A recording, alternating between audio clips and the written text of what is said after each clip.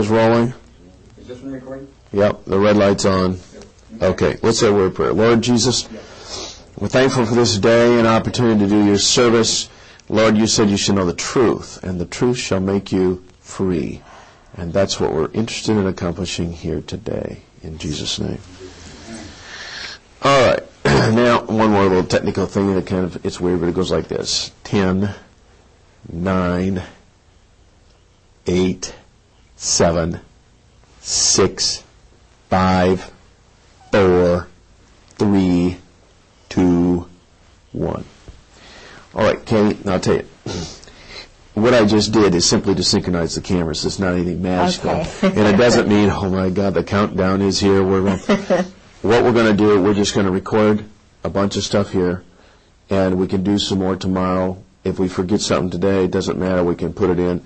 If you think of something in 20 minutes that should have been said right up front, it doesn't matter. Great. We are simply wanting to reduce this down to tape so that it doesn't get lost. Yeah, okay? yeah. And the big job lays ahead. That's the editing. Okay? So I want you to completely relax. There is nothing that can't be redone. If we sneeze, if we cough, if, anything. That's reassuring. If the ceiling caves in, all we do is clean up the mess and keep going. Okay. So everything here is real laid back. You've got a lot of information, and we want to get this down into a storyline, because I think what you've got here is something that is extremely important for people to know about. Yeah, it is. All right. Let's talk a little bit about you and see now where did you start out your life? You were born and raised in the country? I was raised on a farm. In fact, I live in the same neighborhood in which I grew up. It was my grandfather's farm. Part of it was divided into thirds. But in 1939, my grandfather was an obstetrician in Norfolk. He was also in the Naval Reserves. He was in charge of military intelligence in Norfolk, which is the largest military naval complex in the world. So I was born in the Naval Hospital, which was the NATO headquarters, and brought home to my grandparents' farm. My father was in the South China Seas on a naval vessel. My uncle was in the Navy. So I come from a long line of military civilian folks. They were not full time military individuals. They had jobs, and they would go into the war. They would be in reserves, and as my grandfather was, he stayed in and retired a Navy captain. But I live in a house that was in part of my grandfather's field. And right? Yeah. That's very interesting. But I'm being strangled financially by this Army intelligence group, JAG group, that my husband. Now, JAG, is that JAG? JAG, Judge Advocate General. I think American citizens do not realize how many JAGs are in our court system, and they take orders. They are in the chain of command, they're active reserve, and they are in our court system everywhere you look. Not just federal, state and local? Everywhere, yeah. And they're going to meetings once a month, and if there is a case like many of the military intelligence wives like myself, and we have information that would come out in a divorce hearing or whatever, they totally control it. It is Judge John Moore in my case in Virginia Beach is an Army Ranger. He is active reserve. He's a VMI Army colonel. He's a graduate of VMI. In Virginia Beach, in the courts, there are at least 6 judges, and I'm including commissioners in that, because in Virginia we have a system where the commissioners do a lot of the decisions, and all of these in Virginia Beach who take care of military wives are military judges. No, you used the term VMI. What is that? Well, VMI is Virginia Military Institute, and it's where General Marshall, the Marshall Plan, went to school. It's a little West Point. There's a lot of tradition there, but it's based on the Greek sort of Spartan military concept. And my father went to Washington and Lee, which is also in Lexington. And I know that there is some sort of, I won't say cult, but there probably is some sort of club? Secret society. Okay. And so it's very, very tight clique. But what I was trying to say is that the judges are military men, and they're not independent. They take orders. They take orders. There's a chain of command, and in my particular case and the other 11 military wives whom I have met so far, there are many, many more, but they've all been handled the same way. Mm-hmm. That's not a normal divorce at all. Yeah, I've heard of these kind of situations before, but it's never been put so concisely and so reasonably that there would be a connection. Why some people just, no matter what attorney you have, it doesn't matter. Oh, no. The divorces and the settlements of assets never go the right way. No, and there's a FISA court, which I know is involved in my case. What kind of court? Foreign Intelligence Surveillance Act. It's a Justice Department secret court that American citizens are not aware of. There have been a couple of articles on it. It's a small group of men, and I think there's a woman on it. I believe there's 7 justices. And in reality, the article that I read, which was given to me by Mike Fuller, and I know he would not mind me using his name, he's a government assassin. He was like my husband, a government assassin who did... When you say assassin, you're talking like character assassination or kill people? No, killing people. Okay. He's a mercenary, government mercenary. Okay. He was in Afghanistan and in Rhodesia, South Africa. And I met him and his wife through Sarah McClendon. He's a real wonderful patriot who is speaking out about what the NATO community and the Army and Marine Corps are doing. And Sarah McClendon, she's an old warhorse, isn't she? Sarah saved my life, literally. Really? Yeah. I had been having break-ins starting the night of March the 4th, after I was calling everywhere to see if I could find my husband. He would, disappear at times. And I found my husband's diary, which I have here, which they have been not anxious to have get out. Uh-huh. No, they meaning? They, General Sheehan, General Krulak, Marine Corps colonels, generals, Al Gray, Cook, and especially General Joy. Joy. General Jim Joy. Uh-huh. And General Carl Steiner they're evil men. And they are in this diary meeting with my husband almost every day in Beirut. They trained the men in black who killed those people in Waco. It was General Joy and General Steiner. Steiner's army, dirty tricks, special operations. And this is what my husband does for a living. is train mercenaries, young boys from countries like Romania, Cuba, Dominican Republic, Haiti, all these countries. They're training them to be murderers.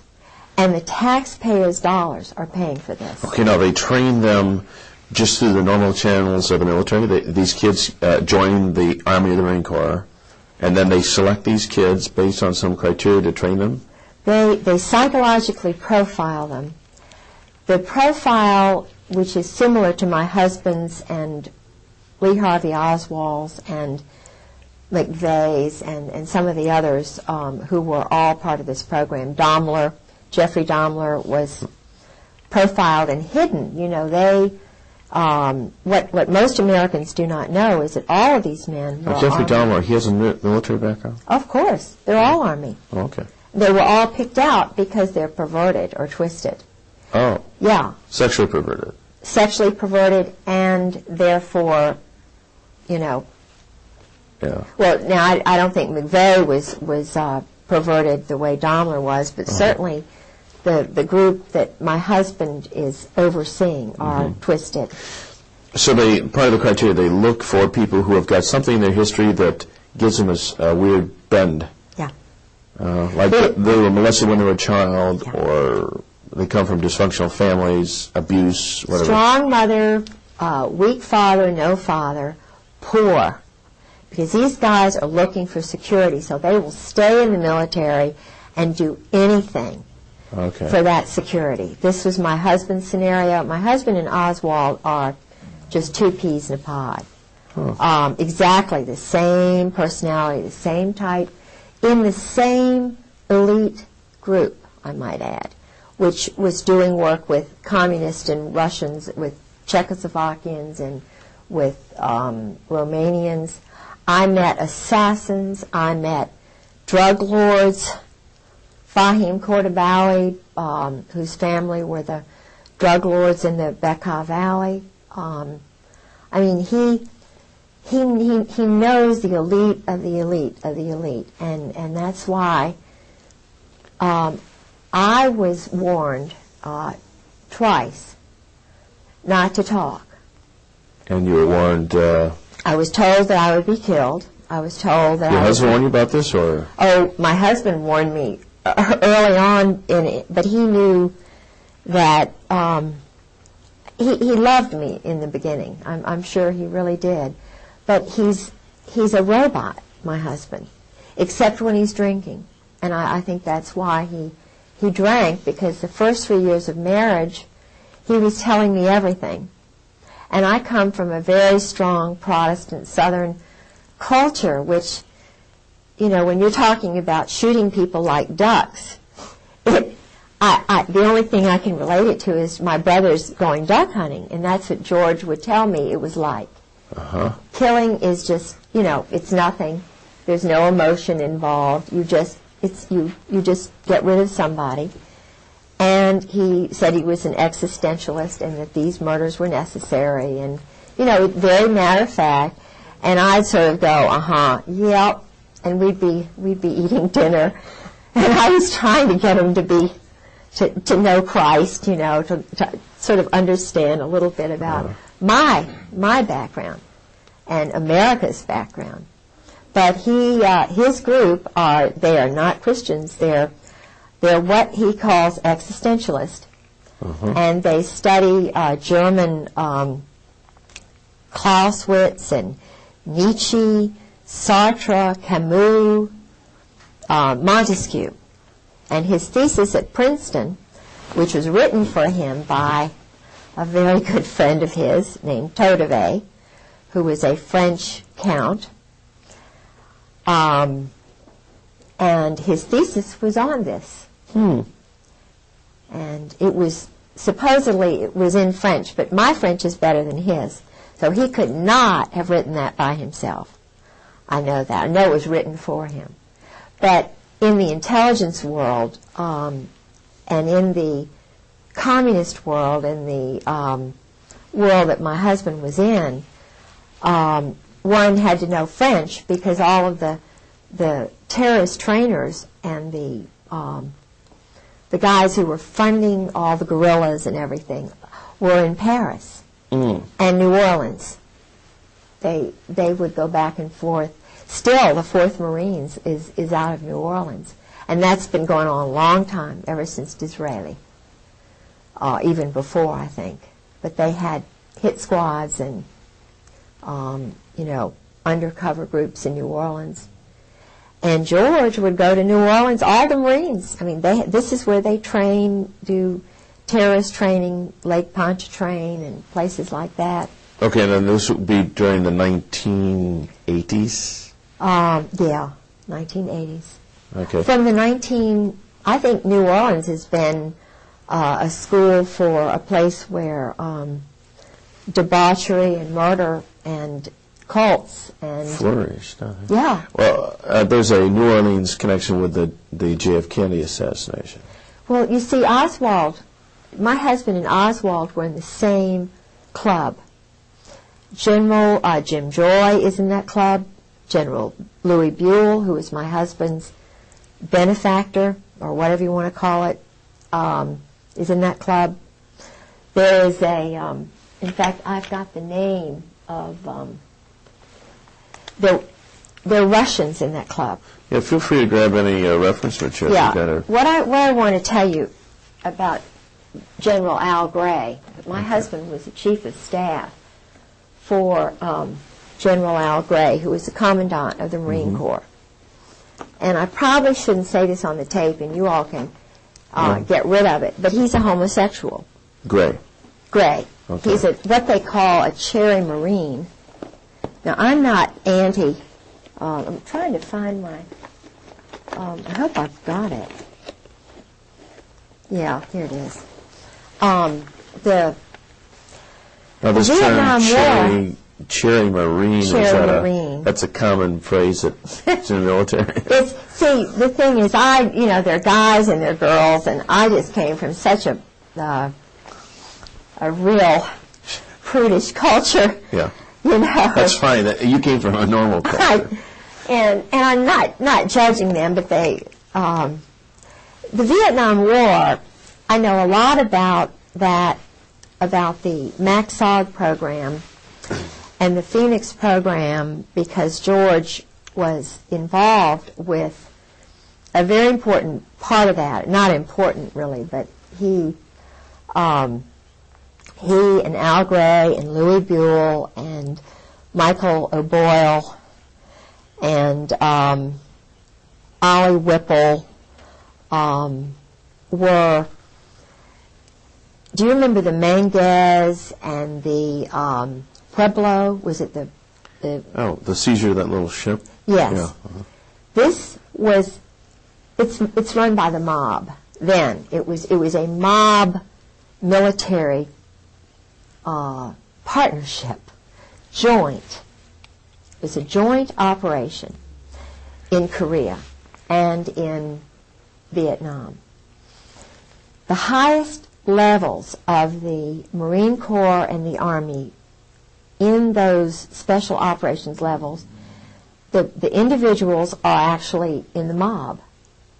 New Jersey. You're talking about the mafia type mob? I'm talking about the Brooklyn, New Jersey mob. My husband, Al Gray, Sheehan, they're all Brooklyn. Cap Weinberger. Heinz Kissinger, there's the Boston mob, which was shipping weapons back and forth to Northern Ireland. And I don't want to get too deeply involved in that, but it goes, Israel, some of the Zionists who came over from Germany, according to my husband, were, he works with those people. They do a lot of money laundering in the banks, cash transactions for the drugs that they're bringing over through Latin America, the Southern Mafia, the Dixie Mafia, which is now my husband's involved with in Miami. The military are all involved once they retire. They're, they go into this drug and secondary weapons sales. And before I forget, I want to find the name of this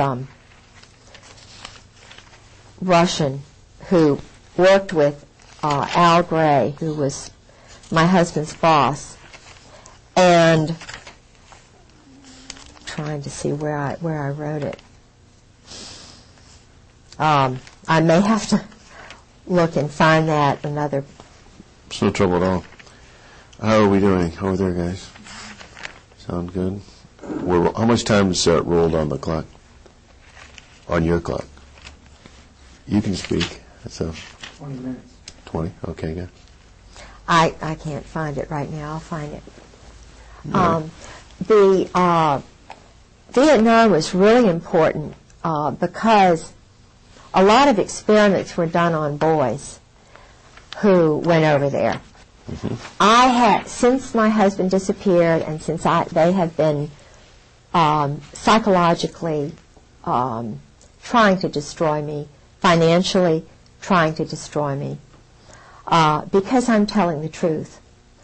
His first wife, I know, was murdered. Okay. She was, according to a psychiatrist whose name I probably won't give because he's an honorable man.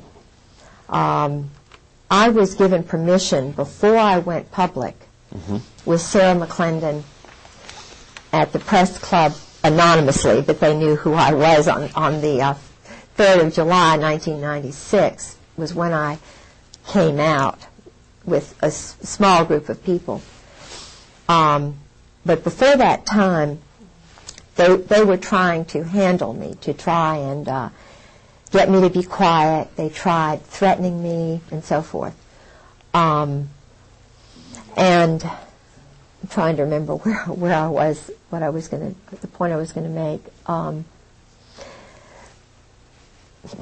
I can't remember now what I was going to... It was something important. Oh, yeah, General Jim Joy. I called General Jim Joy on the phone. I was trying to find where my husband was because I didn't know whether I'd have any money to, food to eat or what. He just walked away, and I knew that the Marine Corps knew where he was. But I was being handled psychologically. On the 4th of March, my home was broken into. They had elaborate plans to handle me. The 4th of March, 96? 1996. 96. And keep in mind, he had disappeared on the 28th of December.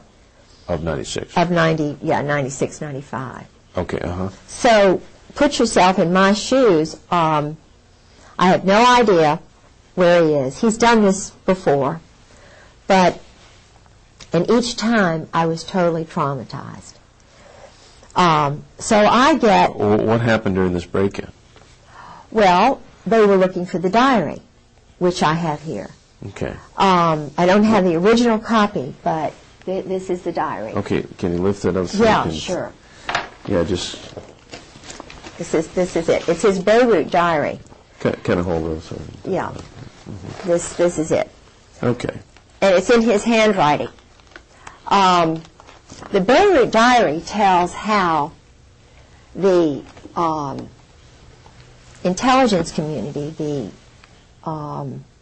Army and Marine Corps assassins, snipers, are how they operate in a city during a crisis. My husband was the liaison between the White House and President Jamal. So my husband is a friend of Skrokoff, McFarland's a Marine. All of these men are personal friends of George's. Colby, I spoke with personally on the phone. 2 weeks later, he was murdered. He went to Princeton. My husband knew him. He knew my husband.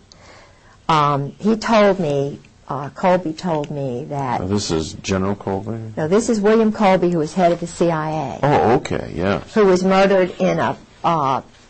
so-called boating accident. I know exactly how that happened because, you see, the SEAL teams, SEAL Team 6, 4, 6, and 8 are on the East Coast, and then the odd numbers on the West Coast. And some of the people who are affiliated with the SEALs. Mm-hmm. I shouldn't say that. I'm not going to say it. But Well, it wouldn't be hard for a SEAL to come from underwater and tip the boat over and make sure the man's dead, that sort of thing? the Israelis train with the SEALs. They do a lot of wet ops, murders, Okay. over here because of some sort of arrangement. The young boys, I met 3 young assassins on a bus, going up back and forth to Sarah's. I went on the bus because they were sabotaging my car so often. So I sat next to 2 young assassins, one from Romania, one from Haiti. And I let them know that I understand, how it is. And this little boy cried. I won't mention which one it was because it may get back to him. But he told me it was the same scenario. His mother, he lives on $850 a month. Now these are mercenaries working. The taxpayers are paying mercenaries. The taxpayers are paying young men who are not citizens of the United States to kill innocent people, women and children. They get on a flight from Norfolk and Oceana. They fly to Stuttgart, and I was told this is what they do. Then they go by a special helicopter to countries like Turkey, like the part of Iraq, to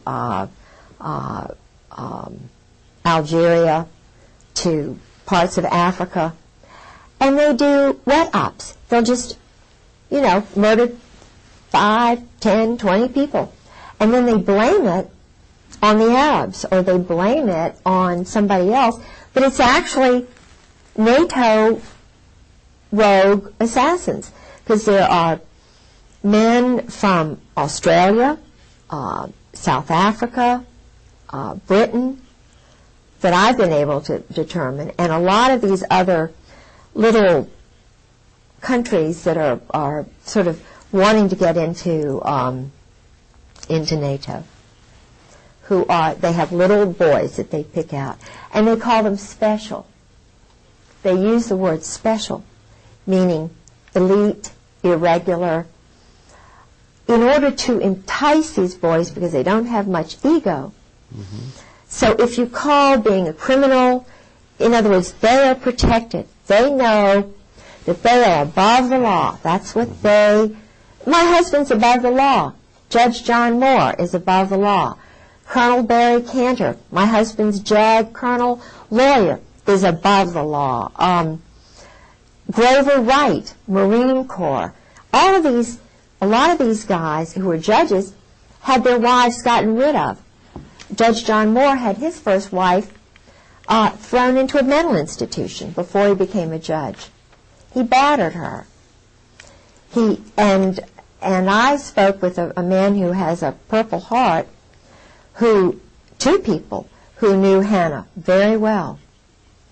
And Hannah Moore was deeply in love with her husband. He got back from Vietnam. He was an Army Ranger. He battered her. He physically and psychologically abused her. And she started screaming, doing because I was battered and bruised. A lot of wives are by these Vietnam vets. But if they're a colonel or if they're a rising star, the wife has got to be crazy because they've got too much invested in these men. And it's a very small cult. I mean, I have heard the things that they do when they're colonels. It's some of the same things that they do in Cap and Gown, which is the Princeton version of Skull and Bones. My husband went to Princeton after he went to the Hun School for 4 years. Okay, now we should probably clarify a little bit about, you mentioned Skull and Bones, and many of the people wouldn't be familiar with that, and the Cap and Gown. So what are these these clubs that these young inductees are pulled into, secret societies. Secret societies. And again, is this to make them feel super special? Yes. And also put a control on them Yes. so that you never tell these secrets? Yes. Oh. That's it. You have got it. You know, I've heard a lot of child molesters. I mean, people who are not connected with the military, just plain old child molesters, will molest a child and then tell them, now if you ever tell, you know, they'll take a cat and strangle it and kill it or something. This is what I'm going to do to your mother. This is what I'll do to you. Yes. Bad things will happen if you ever tell. That's right. And children grow up believing that I must never ever tell. And they don't, generally. That's right. Unless someone comes along to help them see the light and come out of it. Yes. And you see, my husband is frightened to death. I believe that his brother was murdered to keep him in, because he had gone through 4 years of this mind control. And the man who did it, you can see this on the video, his name was Charles Caddock, and another man named Alexander Robinson. Okay, Charles Caddock. Caddock. And the other one? Alexander Robinson. Alexander Robinson was a Marine, very well-connected Presbyterian family, whose family member was the influential one who brought over the Saudis. The original Saudi head of Saudi Arabia was George told me all this about Mohammed Faisal, Khalid Faisal, and Saud Faisal, and there were something like 32 brothers of the then in the mid-50s, the ordained, whoever was head of Saudi Arabia. It was actually the United States who chose that person, because the United States, through Charles Caddock and that group, murdered the good one, the one whom everybody liked, who was well educated, and who was normal. In, I believe it was 1952, 1953, 1954, in Paris, the universal Saudi, the well-educated Saudi, was poisoned. And what was his name? Charles Caddock. I don't suppose it's all that important, but anyway. I'm trying to remember. I think it was Fahim, or he died in Paris. And so his brother, his half-brother or whatever, was the father of all these 32 boys, and the 3 oldest now were snuck into the United States. I have a degree in history, Virginia history, undergraduate degree, and master's in Scottish history. And being a Southerner, we always look at, past his prologue. And I jumped into the Saudi Arabian books to try and find out something about the Hun School, which is in Princeton, started by a physicist connected with Einstein in that group. So I was looking for the Hun School because I knew they went there. And they're in all the brochures. They're very proud to say, we have the Saudi royals went here. President Cheeseborough brags about going over there and being wined and dined, and So I only found one reference, but it was a reference that said something like they went to a prep school in the United States. That's all they said. Well, it was the Hun School, and my husband was one of the playmates. Charles Caddock was the bodyguard, quote-unquote, teacher for these guys. So they would go out and play in the woods, and they were doing homosexual things with them. There was a lot of money. They bought a big house. Yeah. And so. Okay, now, I was momentarily distracted. Okay. Explain to me a little bit about this, the homosexual event here. Well, George, for the first 3 years of our marriage, was drinking entirely too much, and he he was trying to let me know about his world, and I'm not judging him. He's a bisexual. Okay. And he believe. needed help. He needed help. He needed Still love. He does. needed quiet. He Yeah. still does. Mm-hmm. He really needs help. And the handlers knew that I was changing him. I was taking him away from this crazy cult Right. that he'd been in all these years.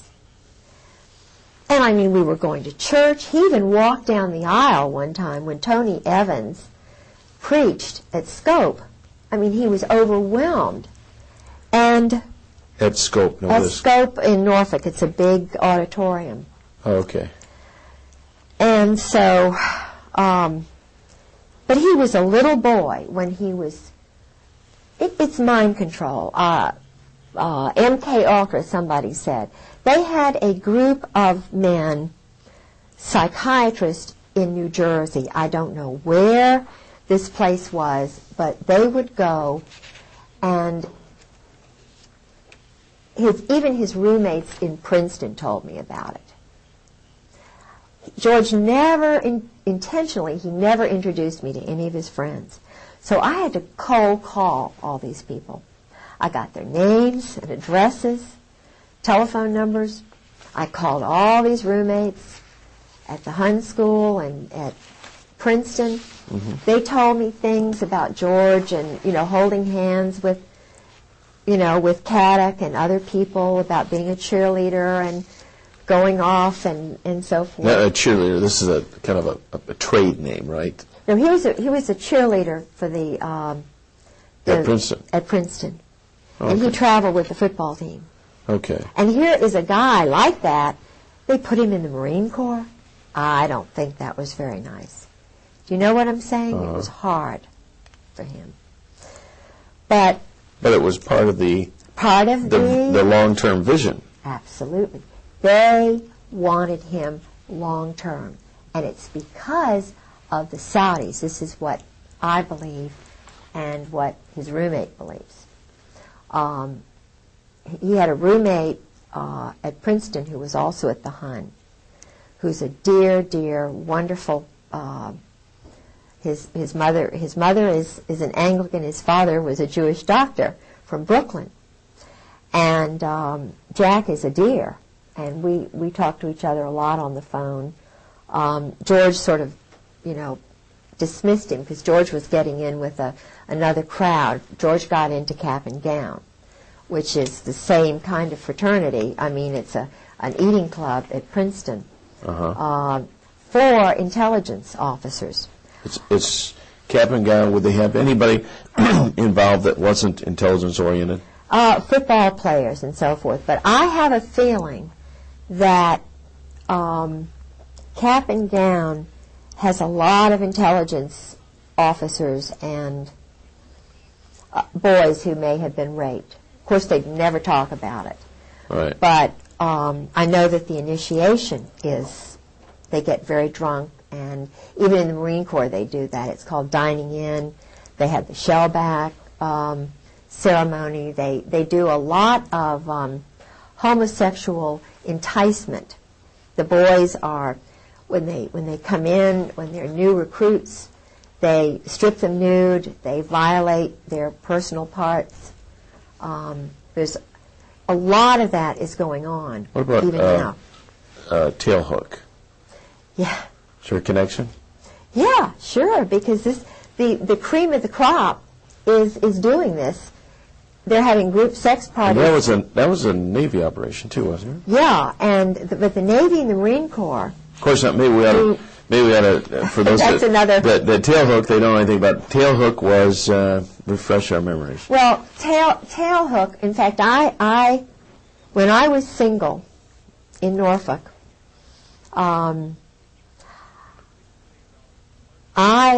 know one of the people who was deeply involved with tailhook, who was the captain of the Saratoga, was very much involved with this kind of behavior, and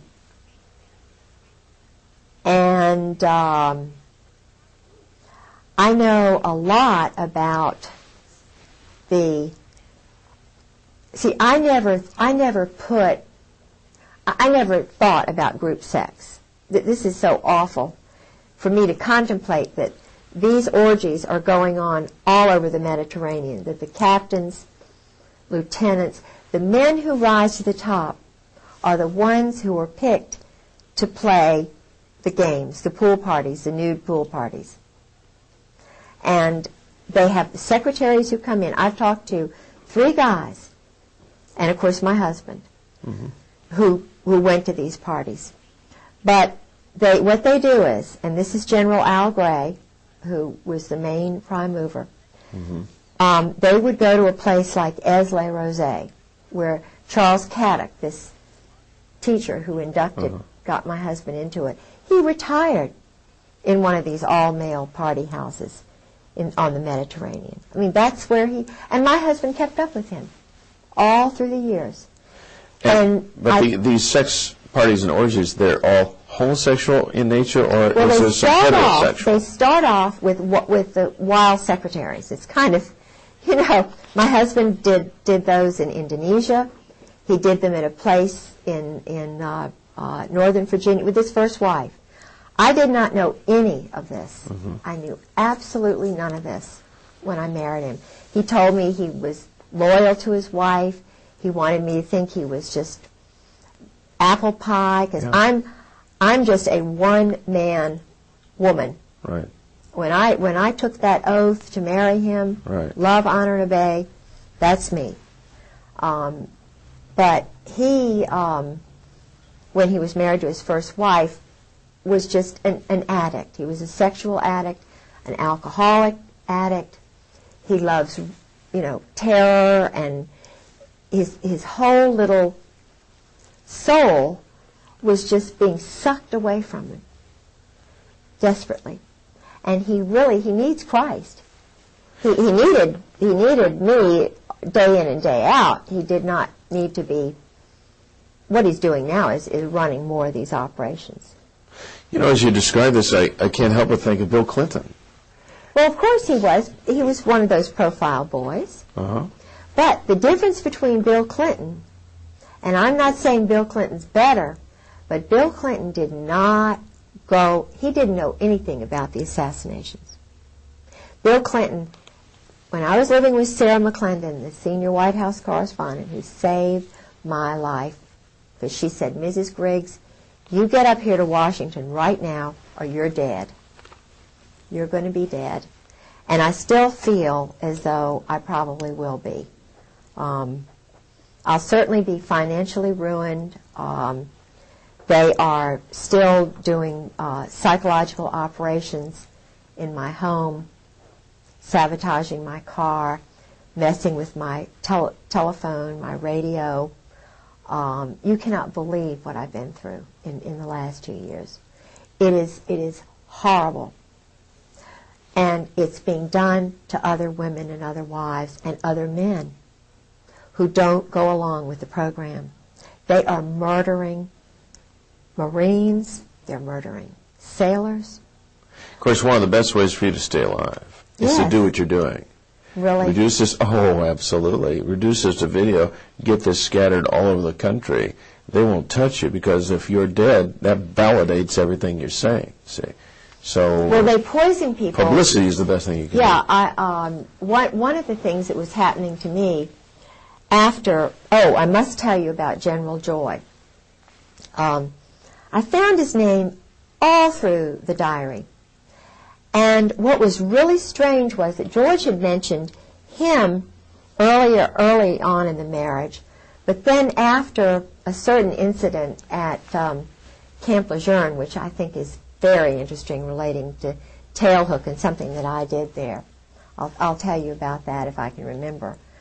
I called. It took a lot for me to get General Joy's phone number. Because the Marine colonels were not going to tell me. Because they knew I was investigating. So nobody would tell me about General Joy. I called a person in George's address book who was a general, pretending that I was updating my Christmas card list. Yeah. And I just wanted to find Jim Joy's telephone number. He said, oh, he's up there. He's running morale, welfare, recreation for the world, a payoff job with the mob. Uh-huh. And he's living outside of Quantico. And here's his phone number. So I call him up. And keep in mind, my husband is infamous, Princeton graduate, chief of staff for Al Gray, who runs all the dirty tricks for the Army. Linda Tripp worked for Carl Steiner, who was a partner of, Jim Joy and Carl Steiner and my husband were the triumvirate in Beirut. Okay. And Linda Tripp worked for Carl Steiner down there This would be approximately... in the 80s. She and her husband were both Delta Force duos. They send them, but then they divorced, so that broke up that. But she's a dirty tricks person, Linda. Anyway, so I call General Joy and I say, General Joy, this is Kay Griggs, and I'm George Griggs' wife, chief of staff under Al Gray, head of half the world, dirty tricks, special operations, wet ops. And he goes, no, I don't believe I know your husband. Exactly his words. And I'm taping it, by the way, because they took my tape. They started coming in and putting sticky stuff and running my, just mind jagging me. Putting sticky stuff on the tapes, and they would put the tapes on different, they would go to a lot of trouble. They would take things that I said on one tape and put it on another, and they were having fun with me psychologically. But I taped this conversation with General Joy, and I said, well, that's really strange, General Joy, that you don't know my husband, because I'm sitting here on my bed, and I'm looking at my husband's diary that he kept the whole time he was in Beirut. And you're in there almost on every page, you're in there a lot. And you're going over to Cyprus and Rome, and you're, getting money for weapons, and then they're going to Tel Aviv, and they're doing this and that. And I said, you mean you don't know my husband, George Griggs? And you're a Marine, and he's a colonel? He went, oh, that George Griggs. Because he knew I had the diary. I see. Then he said, oh, Miss Griggs, let me call you back. Let me call you back. So he had to confer with General Sheehan, General Joy, General Gaiman, General Hartzog, and his little cabal, particularly General Gray and General Krulak. So he called me back, and he was just like a little puppy dog. He said, oh, Miss Griggs, I'm going to be in Norfolk on the, the night of the 5th, 6th, and 7th. I'll be at a morale, welfare, recreation meeting at the Marriott Hotel, and I would like to meet with you when I get there. I'll be getting in around 5 o'clock, and I could we could go to dinner, or you could come and have breakfast the next morning. We could eat, blah, blah, blah. Or 11 o'clock, now I have to speak at this luncheon engagement. You're welcome to come to that. Or we can meet at... He went through every hour of the whole time. He could not have been more insistent about meeting me if he'd been my father, my birthday or something. And so you did meet. I did, but I was afraid of him because I knew he was an assassin. Joy. General Jim Joy, the one who got Noriega out of Panama. He and Sheehan, the one who was behind the whole operation in Panama. This is a powerful guy. He and Carl Steiner. Mutt and Jeff. Waco, they trained all the guys. Waco, who went and did what they did to David Koresh. They're the ones behind all the black helicopters and Sheehan. They're the ones, doing all the stuff down there at Kathy McDaniels down at, in Fort Polk, Fort Hood. That's something new on me. Kathy McDonald, Daniel? Kathy McDaniels had a little talk show. She's a wife of the daughter of the mayor down there at Fort Polk. Okay. The little town outside of Fort Polk. And there were a lot of unusual things happening. And because she was talking about it, they took her radio show off the air. And they tried to, it's a long story, but anyway, so General Joy, I got in contact with the NCIS. That's Fort Polk in Louisiana. Yeah. Oh. Yeah. But I met with the NCIS guy and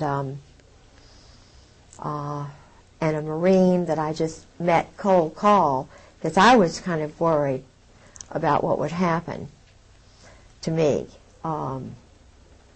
meeting him. So may I go to the ladies' room? Sure. Matter of fact, Steve suggested I've that had we to break. sort of go to late. That's why I've been sort of antsy. Steve suggests we break at 5 after, and I think it's a good idea. Let's break and we'll pick up right where I think you're fine. we're rolling. Is this a rolling? All 3 cameras rolling right now. They are rolling. Good. Yep. Everybody check in. All right. Here we go. Okay, now Steve, come on over here and take a quick glance at the at this monitor. Notice how she's framed here. Does mine correspond about the same? Oh, okay, I see what you're saying. I gotta take a better look. Oh. So we cut back and forth. We are. Okay, I see what you're saying. Actually, yours is like you say. Yours is a little bit tighter. Okay, just take it wide. You want this one in a little tighter? No. Okay. Mm-mm. She's just right. I tell you, I have the perfect reference. I can tell now those chairs are giving a perfect reference. Except that I'm a little bigger than she is, so I may stand a little taller in the chair. Okay. Whoa. Whoa, yeah. Oh, the distance, maybe.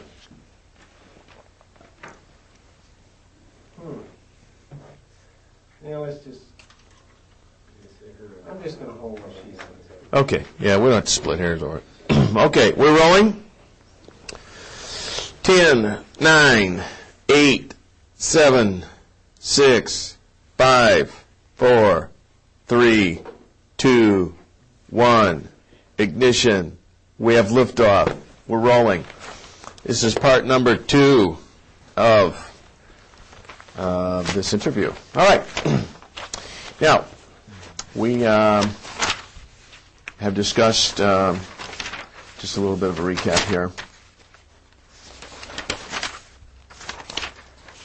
All right, a little bit about your background, about the psychological profile that these guys look for. Let's see, we've discussed the diary. We've discussed Kadak and Alexander Robinson. Couldn't read my writing. Thank you. And I have a picture of Caddick. yes, I noted that. We're going to inject that. We'll inject. In fact, we should have a little session here where we just go through pictures at the tail end of this. Yeah. Picture. We discussed tail hook and. You know what tail hook means, don't you? No, what is tail hook? Uh-oh. I got a feeling. Yeah. Is it a homosexual reference? Yeah, sure. Really? Sure. Did you know that, Steve? Isn't it something? Yeah. And the average person on the street has no idea. Yeah. It's like Watergate. Well, the Watergate Hotel, that makes sense. And tail hook probably is some reference to, what I honestly thought it was? When you refuel a jet or something. It is. But look, see, the planes look like this. Because, see, I was told this by Jerry Unruh. And Jerry Unruh was a captain when I met him. We were just partying. I had a group of gals, and we were all school friends. And everybody hung around this place called Poppy's in Virginia Beach. It was the place in the mid-'80s when I was at the Virginia Center for World Trade. Well, Jerry was in there. He's an intelligence operative with Scrowcroft, Crow, this whole McFarlane, Ed Wilson, who's a really good friend of my husband's, who's a really bad guy. Anyway, they're all some of them are doing this Rush River Lodge thing, which Angleton was doing, where Woodward would go to these big orgy parties. And George went to a few of those. But this, you see, is the plane, and it kind of looks like that. Okay. And it refuels. Uh-huh. See, that's what the hook is for. That's refueling. called a tail hook. Yes. Uh-huh. But it has a double meaning. A double entendre, sure. Because and I went to the preceding show 2 weeks ago, and they had the tail hook booth, and I have some stuff, I don't think I have it with me, but tail hook souvenirs, because they are really trying to promote that, the charitable function of that organization. Yes, of course. Now, the fact that cover got blown on those tail hook things, that was a major snafu, right? She had to try very hard to get that out. That was at Camp Lejeune? No, I think it was in Las Vegas. Okay. But, my thing went on in Camp Lejeune before tail hook, and this is why I got flagged. Oh.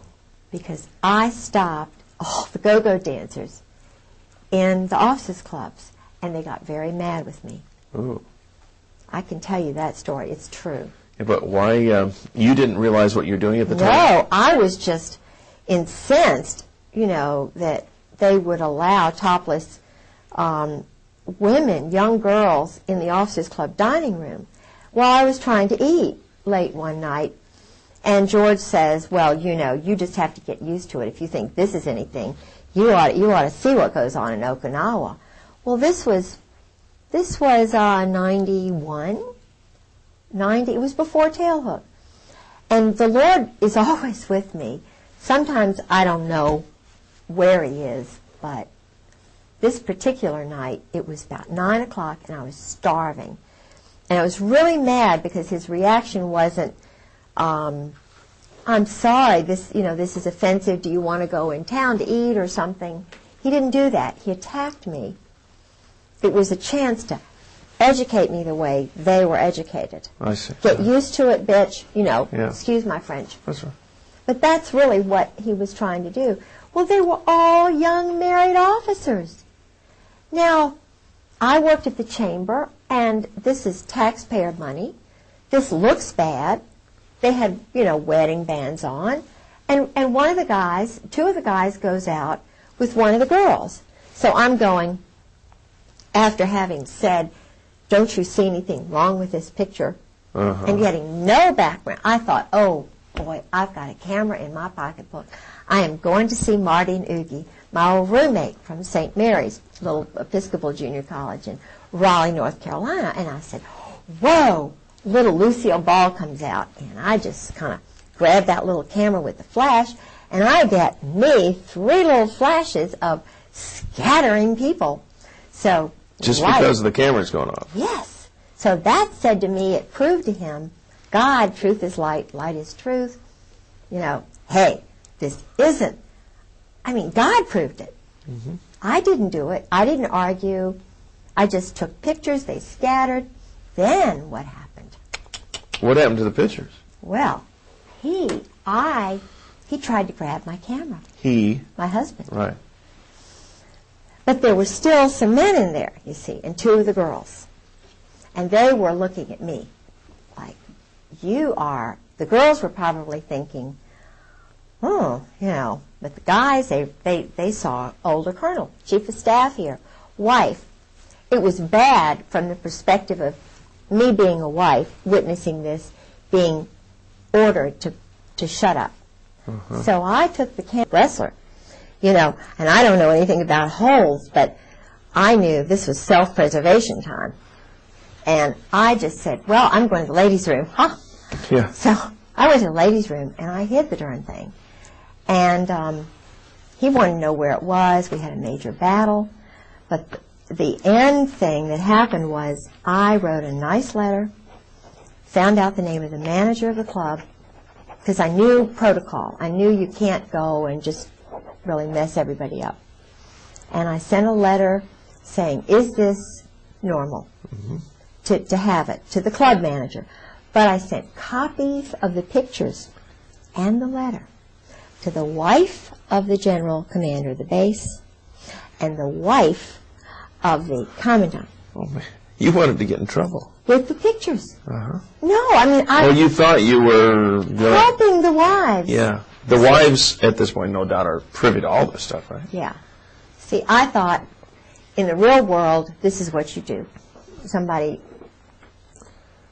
But what happened was I went home, and the wives were meeting there, and I told them what I had done, and Carol and Millis said, oh, no, you didn't do that, did you? George won't get promoted. You know, he was trying to make general. But Louis Buell had already died. He wouldn't have made general anyway because of Sue. I already found out about that. But I didn't know that at the time. So, but Charlotte Moore, whose family are better educated, and she's kind of the leader of the pack because she's more rational than the rest of the wives. She said, Kay, thank you very much. We appreciate what you did for us. And then all the rest of them kind of, they're like little puppets too. But then I found out from Brooks West that I was flagged. That General Gray had me marked as a troublemaker. Gotcha. So after that, no more stories while he's drinking. It was a very, he was having to balance them and me. He was, I think he was challenged by me because he knew that I was a free spirit. He didn't understand Christ. He didn't understand what my boundaries are. But because he was a little bit intimidated by my sense of freedom and my, openness, which comes from a complete understanding of where Christ is in my life, and I follow in his footsteps, but I'm a free spirit because I'm created independently, as we all are, and my husband never had that ability to be free from the time he was a teenager. Because early on he was made captive to these other matters, the homosexual counters and the shame that brings and the control. So he was a bent twig early on. Yeah. And he had the Saudis were beginning to pile into Russell House at the Hun School in Princeton, which is the school that my husband was in for 4 years on scholarship. He never saw his parents in 8 years. Now think about this. His parents were shipped to California, I believe strategically so that they could control his mind. Okay. He was too poor to fly out there. I think he did go one time when he was ROTC on a flight that took him forever and a day to get out there. But he had an uncle later on who bought a house in Princeton when he was in college. So he had a little bit of nurturing. And this uncle became his father. Okay. And this uncle's 2 sons and the next door neighbor became his wife. He knew he had to marry because of what he had gone through, and it was, I think, so shameful and so hard on him that he married right at graduation day, practically, from Princeton University, where he had 4 years in ROTC. And he was in the Cap and Gown Club, which, as I mentioned before, is an intelligence sort of football kind of scholarship club. But what's interesting is my uncle, who was in intelligence, Ben Delaney, went through exactly the same hoops.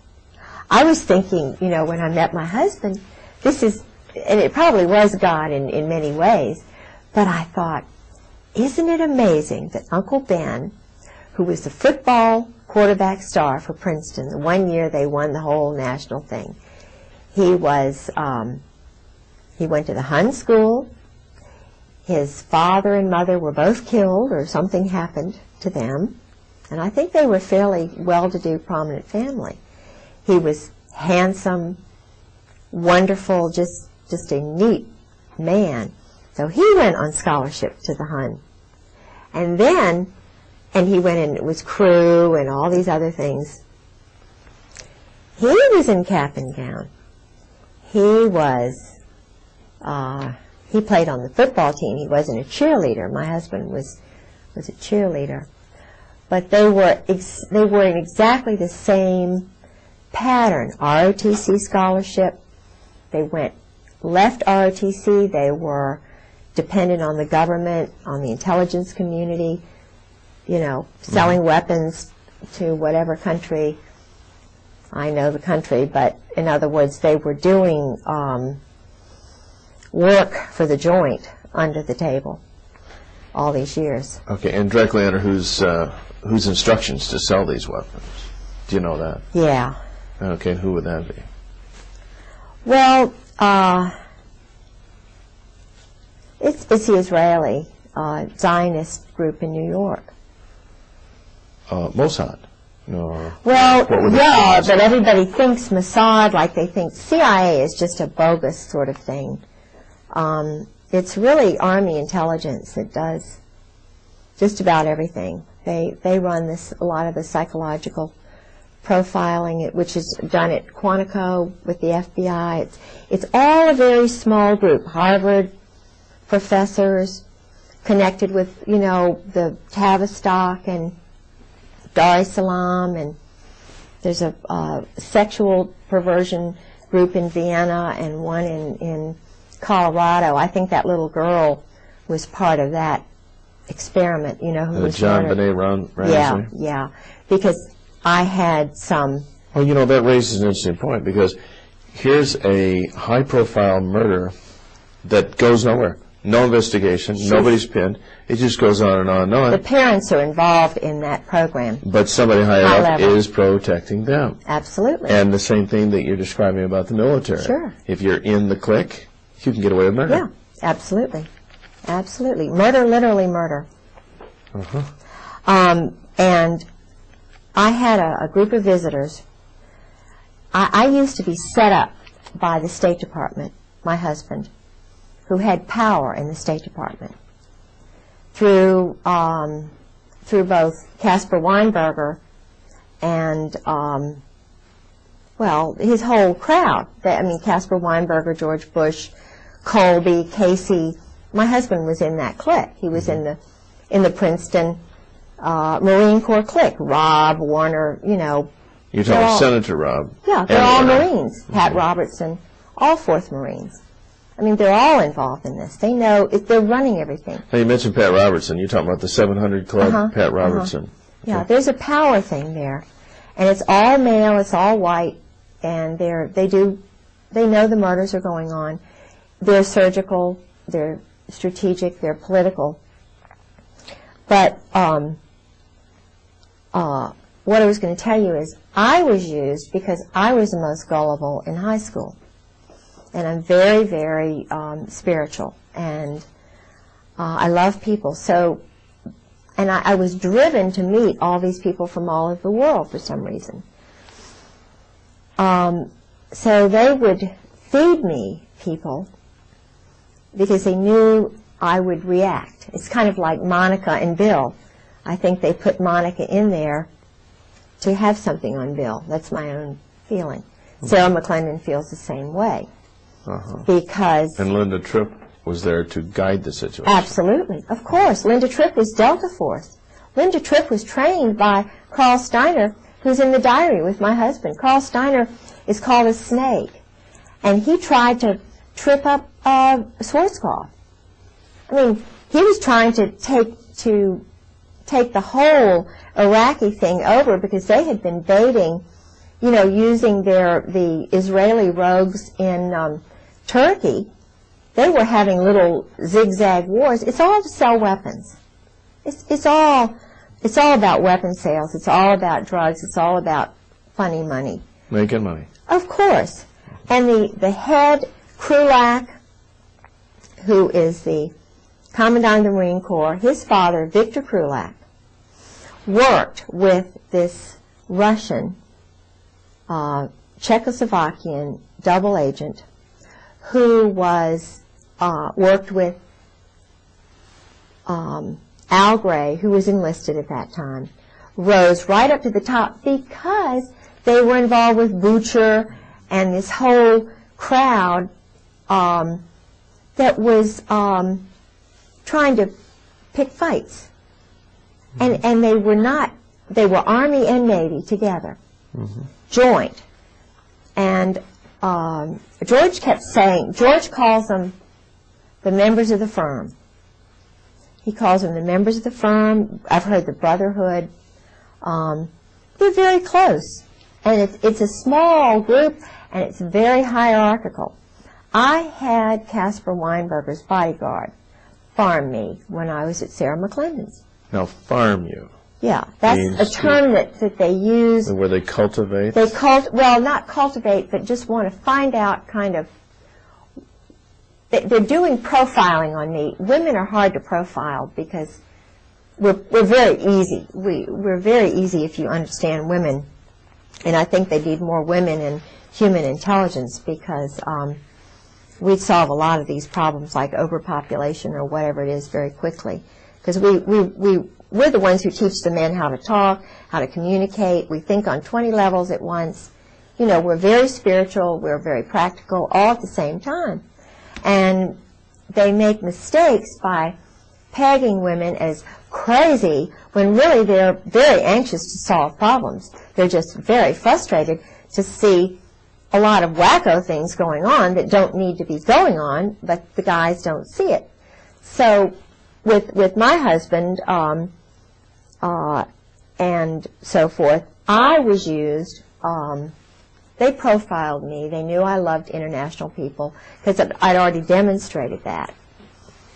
And there was a group of sexual psychiatrists from Vienna who came over. I have pictures of them. I was their escort. George was already gone, and I was intrigued that they were still sending me people. Okay, now you referred to them as sexual psychologists? Yeah, there's a whole range of psychiatrists who study perversion, sexual perversion. Harvard, Yale, Johns Hopkins, and this Colorado group. Dar es Salaam, where they train the black African terrorists. They train them in interrogation. They train the JAGs in interrogation methods and so forth. And a lot of these guys got their experience in Vietnam. Intentionally, they took these little boys. That's what they're doing in Bosnia right now. They're training future leaders in perversion. They have a school. The British have a school that George was working with in Indonesia for a year. My husband was setting up there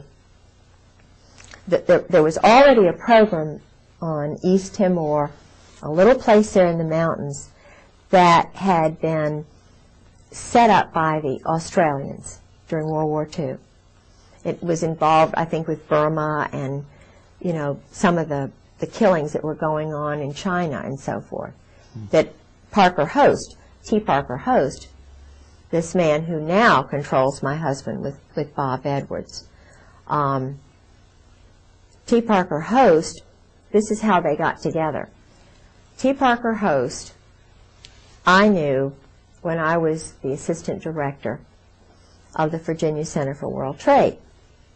I was the first woman on the board of the Foreign Commerce Club. I was very involved politically, and I was having a ball. And I met T. Parker Host through someone else. I was the chairman of a board of all these international shippers and brokers. I was just a, sort of a glorified secretary, public relations person. Now, T. Parker Host was the Finnish consul and at one time he'd been the Norwegian consul, the Icelandic consul. I thought he was a really nice guy because he was outgoing, he seemed Virginian. I didn't know that much about him. But it turns out he has one shipping agency when I meet him in '85. He knows my husband's profession instantly because he brags about being with the mob. See, the mob runs the port of Norfolk. I mean, it's terrible to say, the bankers, and then they have I can't say that. You can't say what? No. The ports are run by, it's a homosexual hierarchy. Okay, that's not objection. Well, okay. And in Norfolk, it's Walter Chrysler, Phil Hornthal, they have the rich ones, and then they get the little ones in by introducing them to the big guys. It's like George met Einstein. Einstein was in that little ring that the Saudis were in. It was a very elite. No, you're saying Einstein? Albert Einstein Okay. was in that little Princeton ring before he died. Okay. George, they partied together. Anyway, so the Norfolk crowd runs the port. It's very organized and so forth. And I knew the person who was running the Maritime Association shipping agency, very nice man who was that way. But I didn't know it, I went out with him. I like him very much. I mean, he's a very nice person. But And completely homosexual. Completely. But he liked me, and I thought he was wonderful. Many homosexuals are Yeah, very he's a engaging very, people. very nice guy. Well, his best friend was T. Parker Host. He lived with him for a while. Well, I didn't think anything about Parker because, he'd been married and had a couple of sons, and I thought, well, this is just a guy who's moved away from Newport News for some reason and settled in Norfolk. I thought it was unusual. He didn't have any friends. I didn't know. But it wasn't because of that. It was because Parker had some questionable associations with mob figures, with assassins. He was in the Burma Special Operations Command. He liked living a dangerous life, and he bragged about it to others. My husband and he gravitated to one another. And I thought it was wonderful because my husband didn't seem to have any friends. So I sort of fixed him up with Parker.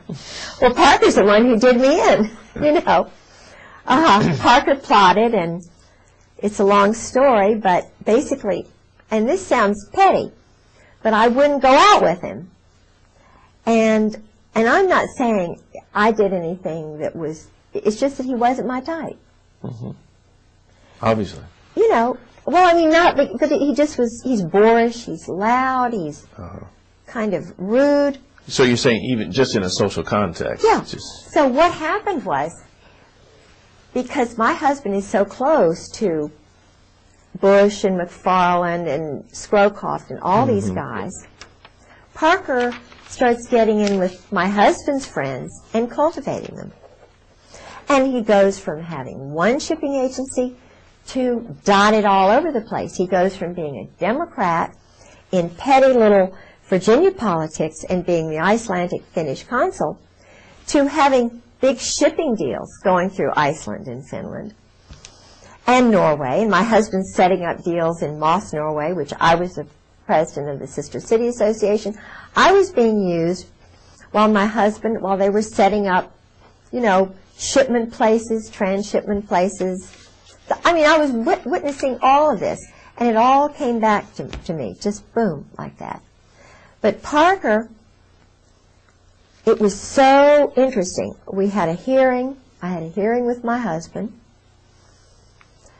That very day, George Bush was in town. My husband was in town. My home was broken into while I was in court. Very strategically, I was called by a Marine colonel named Jack, who is very involved with the maritime shipping business, and he knew that I know a lot about that. He called me and invited me as a guest of his to attend the George Bush huge banquet with John Warner while my house was being robbed. My car was sabotaged that day. And guess who introduced George Bush? T. Parker Host. Now, he made it to the big time. You know, Alexander Haig is another one. You can help yourself to any coffee, Thank I think, you. with that. Yeah, he's a friend. Alexander Haig, he rose from nothing to top dog just overnight. That's because he's in the club. Oh, of course he's in the club. Now, how he's in the club, you see. Now, all these guys. Henry Kissinger, Heinz Kissinger. Oh, I have a story. We all suspect Henry's a queer. Oh, yeah, I have a first-hand story from Bob, who was there in Cambodia with Heinz. Okay, you call him Heinz. Henry. Yeah, okay. Heinz. His real name is Heinz Kissinger. Okay. We'll straighten up. We got a light that fell down, boys. Did you notice that? We got to be alert to notice all these little things. And that's very hot, by the way. Haig was an army. Just a second. Let's get this straight here, because that is a hot light, and you'll burn your fingers if you don't touch it. By the way, as long as we're kind of in an unofficial break here, did you have to read my note while I was writing it? See just part of it. When I was writing it? Or only when I held it up? When you held it up over here. Okay. I made an adjustment. Well, I was starting to write. I wrote widen her a bit, and then I looked up. Well, lo and behold, he's done it. So I thought, well, maybe he could read this over my shoulder. That's cool. And then No, he just, Oh, you saw it and interpreted. I've seen you. you could read it from here. Oh, that's cute. This is, oh, y'all are wonderful. What a team. And What a team you are. you could. Thank you. Yeah. Yeah. Okay. Actually, all you got to do, if you write it, just tip up a little bit, I'll... Okay. Because the thing that when she's illustrating something and using her hands, well then seize on that and open it up so that we don't lose the lower part of her hands. You know, not far enough down to where strategically we get out of focus, but just that's cool. All right, we're back, and this is good. Let's go back to. We want to talk about Henry Kissinger, but also I introduced the idea about George Bush. 3, 2, 1. Now, so George Bush, I mean, all these people rise up through the ranks, the same club. Right. No wonder, I saw a little TV clip one time where a reporter was asking George Bush and others about the Order of the Skull and Bones. All these guys were shocked that somebody even mentioned the term, and they just would not discuss it at all. Right. And the reporter said, I understand that as part of the oath you don't discuss it. And George just flat out said, it's just not to be discussed. And that was the end of the subject. Now, that's because, I mean, if this really got out, that these guys are all inducted because they've got some kind of homosexual thing on them. Indoctrination. I mean, or induction. They have to do that. Yeah. They do that. Yeah. In a coffin. And it's even now coming into the military totally. The chiefs do that. They put them in the coffin. They do the bowling ball trick. Okay, you're going to explain this. What happens when you get in the coffin? Why do you get in a coffin? Oh, they get, when you get your eagles, that's a German thing. Okay. It's what the German high command did, and most of them, had the boyfriends and stuff, the Krupps and all of that. It is a German thing that they say goes back to Greece, and it's all the male Marine-looking men that they do it with. See? So now the chiefs have to do that. What they do is George said it's like a zoo. They they get everybody really drunk. And they sometimes call it dining in. Shellback is another time that they do it. Not everybody does it, but the ones who do it, if they're young, they get right up to the top. It's a Okay, well, what actually do they do? They've got a coffin, they get anal inside this... sex. That they do. They put them in the coffin and they do things. Okay, they perform things on each other. Yeah, while they're all around there going drunk. And I see. So there's a guy in the coffin. yeah, and he's the one who Is the recipient of all the acts. right. Right. Yeah. Probably safe to conclude these are oral sex acts on this guy or something like that. Okay. Yeah, oral and anal, whatever. Yeah. But But what's the significance of the coffin? I don't know. It's the mystique But about the skull and bones What's and death. interesting is now the young SEALs, Delta Force, the ones who go from Army to BUDS, the BUDS training SEALs, BUDS is the emerging SEAL group, Oh, I see. They're budding SEALs. budding SEALs. I see. And they have to break into houses. Their training exercise is to break into civilians' houses For practice. for practice. They broke into my house. When George and I were first married, I had many underwear. You know, this is terrible to say, but lingerie. I had lots of, I didn't buy much, but it all disappeared.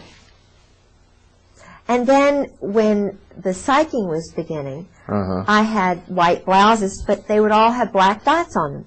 I'd say, George, here's another blouse with a black dot. It was just a little message. This is somebody's message, Or I would, after George left, it was batteries in a drawer.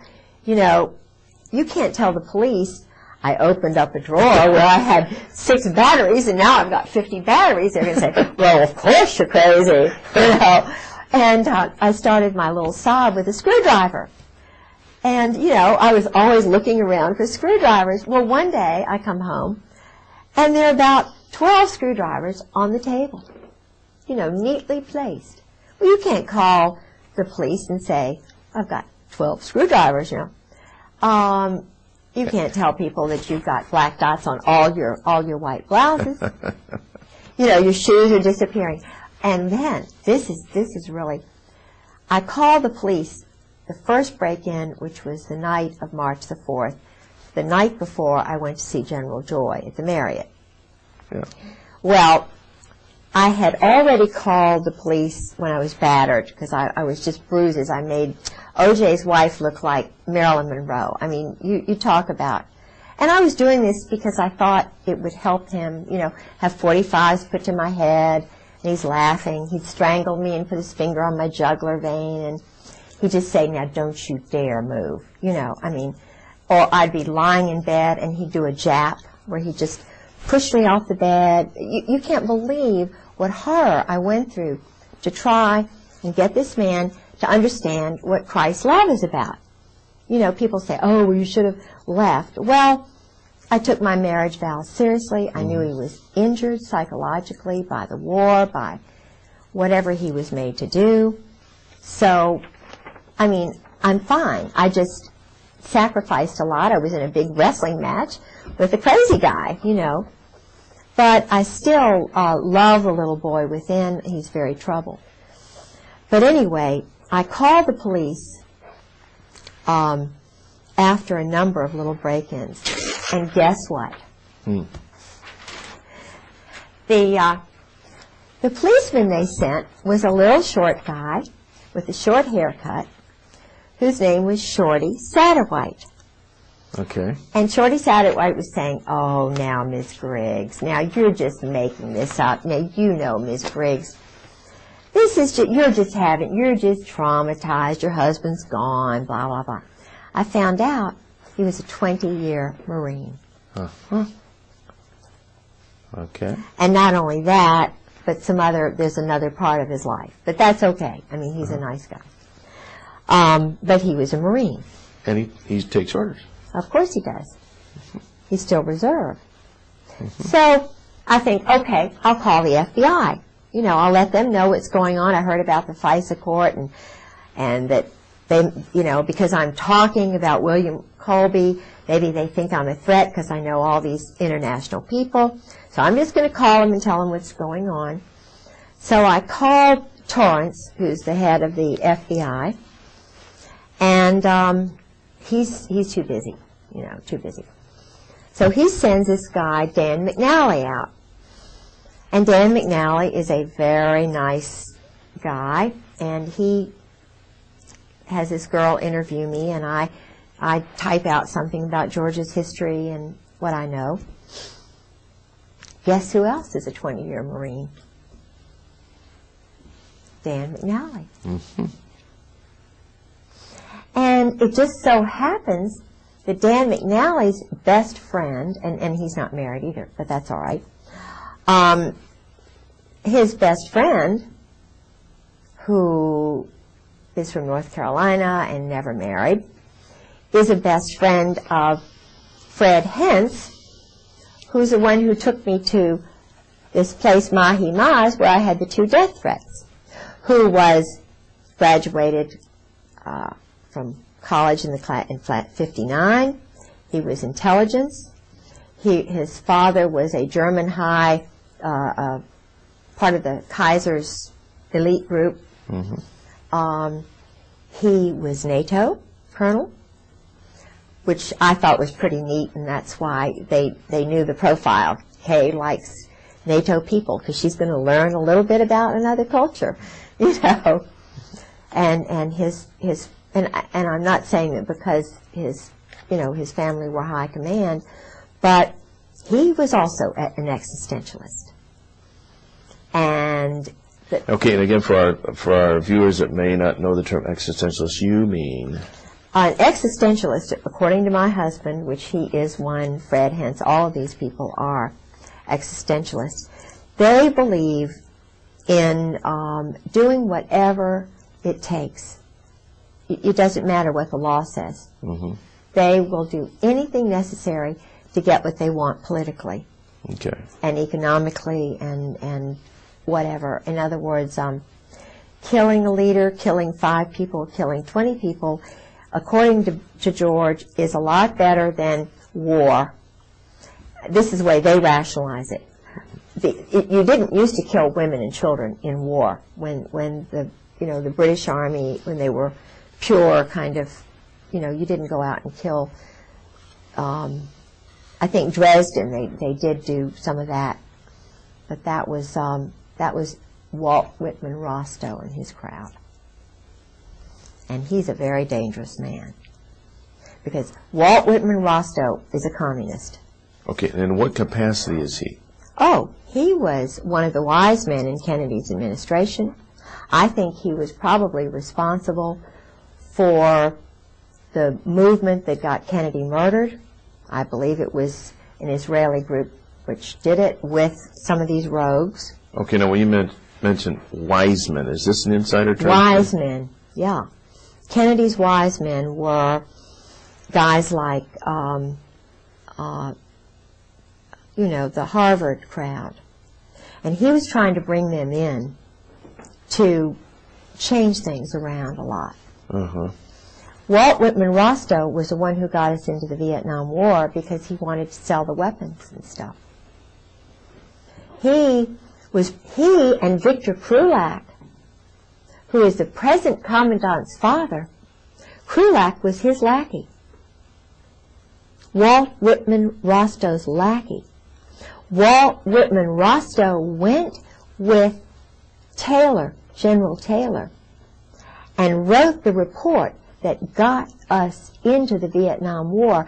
And all the time that the Pentagon was saying, no, no, no, no, he was a cheerleader for the weapons sales. He and Henry Kissinger, Heinz. Mm-hmm. He and Henry. Walt Whitman Rostow, Eugene Debs Rostow, these were communists, named for communists. Eugene Debs Rostow and it's either his son or his other brother, runs the big Boston mob, the port there. His name is Nicholas Rostow with the Weld. You know, with William Weld, they've done all that drug business in Mexico for years. They had that Russian, you know, the one who was murdered by the assassin, Ramon. You know, he was a competitor, Stalin's competitor, and he escaped. Very famous Tolstoy. Okay. Mm-hmm. Tolstoy became a Christian at the end, and you can't become a Christian. That's a death warrant. So they killed Tolstoy because he was becoming too, I think, now I don't know the whole story. There's probably a lot more to it, and maybe I see completely the wrong picture there. But Tolstoy was murdered by this same Parisian, Spanish, Czechoslovakian, Georgian, Russian group, Okay. which are all part of the former Abwehr. All right. We've got to stop. Tolstoy is not the correct name. I know who you're talking about, but I can't think of it. Tolstoy is a writer. A what? He's a writer. He's a Russian writer. But the guy you're thinking of was murdered in Mexico. Yeah. It's not Tolstoy. Okay. What was his name? Nice little Jewish boy. Good. It's a good point to bring this up because if we can correct that name, and don't go that wide. When I'm talking about going wide, I'm not talking about going anywhere near that wide because we got all this junk over here we don't want in the picture. Are you sure it That wasn't is Tolstoy? I think it plenty for- was. He's a writer. That's his playing for. I know he's a writer. Sorry about that. It's I okay. know. This It's guy okay. was You're learning. the right-hand man of Lenin, and he defected and went to Mexico. Right. He went to Mexico and murdered him. I think it was Tolstoy. It could be two Tolstoy. No, Tolstoys. Tolstoy is a very famous author. You don't think of Trotsky? Oh, yes, you're right. A. Oh, got it. Let's correct that. Oh, thank you. Bravo. We're getting close. Bravo. You were doing Close. pretty well, and I thought we can't use this because it's the wrong name, and it's going to describe the whole story. And I'm sorry about Okay. that. Good. All right. Trotsky. Well, let's back up. Okay. We have 5 minutes to go. Okay. We can easily do that. That is on this tape. I'll tell you what. We have more time than this, but on this The tape. next tape, and in the next 5 minutes, tell us what Max Sog means, because you mentioned it earlier. Okay. But I still don't know what it means. But let's get Trotsky in this piece right now while we're thinking about this. Okay. So let's pick this up with. You were saying about. We were talking about the wise men. We were talking about the Rostos and William Weld in Mexico and the involvement of the Mexican government. And it's not Tolstoy, it's Trotsky. Okay, hold on a second. Won't even necessarily mention that because that will be completely clipped and edited. So just go ahead and tell the whole story, but use the name Trotsky. All right. Okay, so Yeah. go ahead. Here we go. This group, which was run out of Paris, is still being run out of Paris, this revolutionary terrorist group, which is controlling these Marines and Army Steiner's group. They all operate together. The man who started all of this program during Vietnam used communists who were in the Spanish communist movement. They actually promoted communists in the OSS, which was started by this William, Donovan. Okay. So they were promoting and using communists who were actually wanting to get rid of our form of government as a stepping stone to world domination. So this group now in the Army and in the Marine Corps has communists at the very top who are really, existentialist, which means they don't believe in God, they don't believe in Christ, they live for the moment, they believe in sort of one world which has no religions in it. Right. They're the ones who put Napoleon in power, they're the ones who put Oliver Cromwell in power, they're the ones probably who actually were behind the Roman Empire and maybe the Egyptian Empire. They put puppet people in power, and they actually run it from behind the scenes. Now, Trotsky, as I understand it, was escaped from Russia. He had become a Christian, I understand, and was working with agents in the United States, Israel. And he was considered a threat. So he had to be silenced, killed. There's an excellent book which I have called The Mind of an Assassin, which is about the background of Trotsky's assassin, a young man named Ramon, who was trained. He was Soviet paid. I think he had experience in Spain. They organized it in Paris, I believe. And, of course, up to the present time, there have been assassins operating out of Rome, Milan in particular,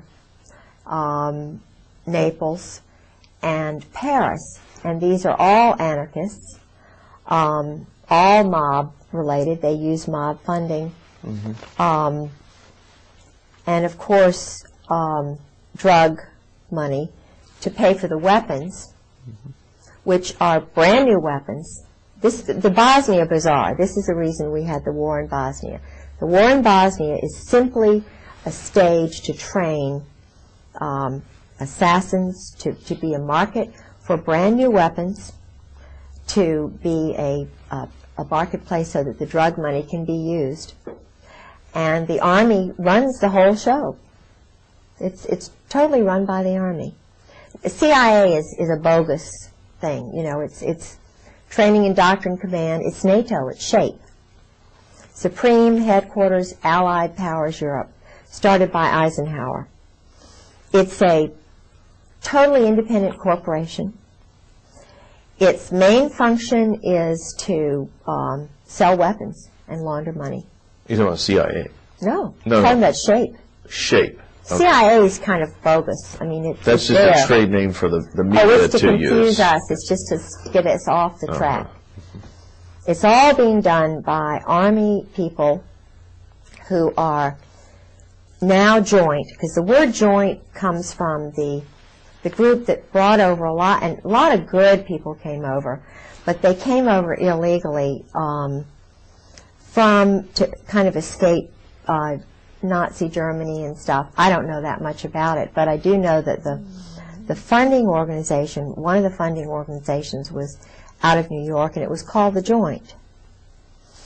And Meyer Lansky, see, our mob, the organized crime, the Jewish Kabbalist group, who don't believe in God, really. Well, they do. They look at God as a Kabbalah kind of thing, and the opposite of good is bad, and they have to get rid of all the good people and kill them, and then, you know, I mean, they really do this. They're killing people who are good on purpose, and they get brownie points with their little cult.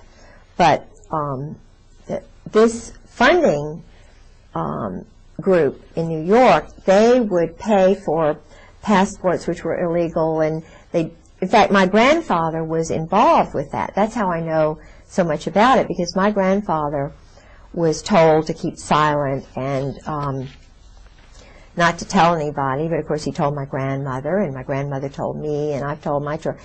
Everybody knows they brought in probably more than 200,000 Nazi soldiers and SS and, you know, wacko scientists and psychologists, and all of them, most of them, had the German disease, you know, because it was their culture.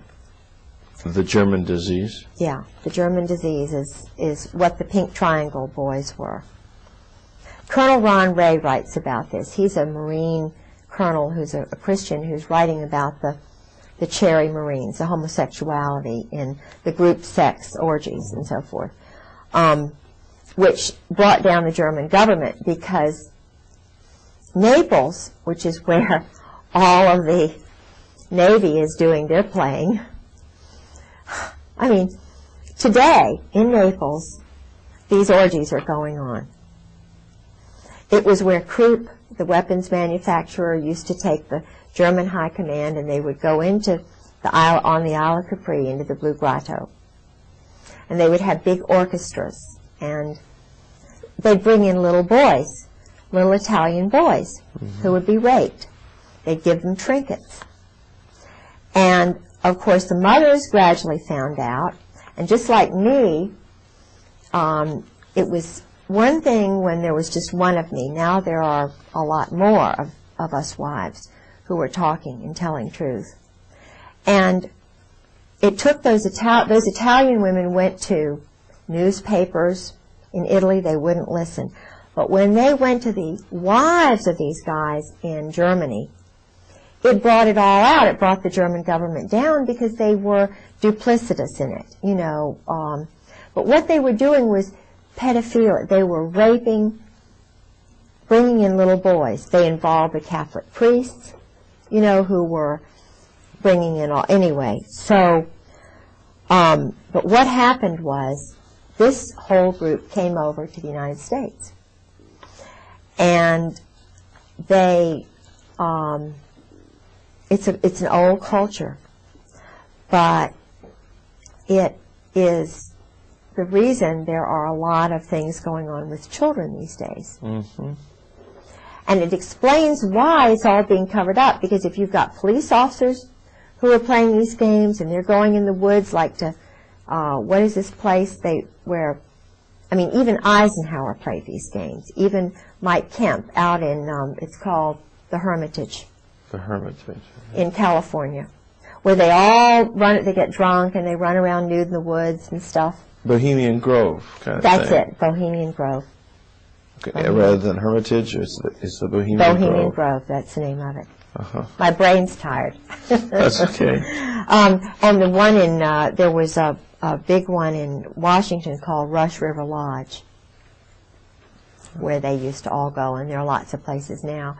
But the problem, as I see it, is that I think they're trying to destroy America and the basic Protestant Christian culture, because where you have a militaristic society, which is where the rules are only for those people, and keep in mind that Meyer Lansky and Luciano, Lucky Luciano, and the other man, they chose to go to Italy. Luciano went to Milan. He wasn't banished to Naples and Milan. The two top mob families went there because of the weapons industry. They're selling weapons. I mean, that's what the military is doing.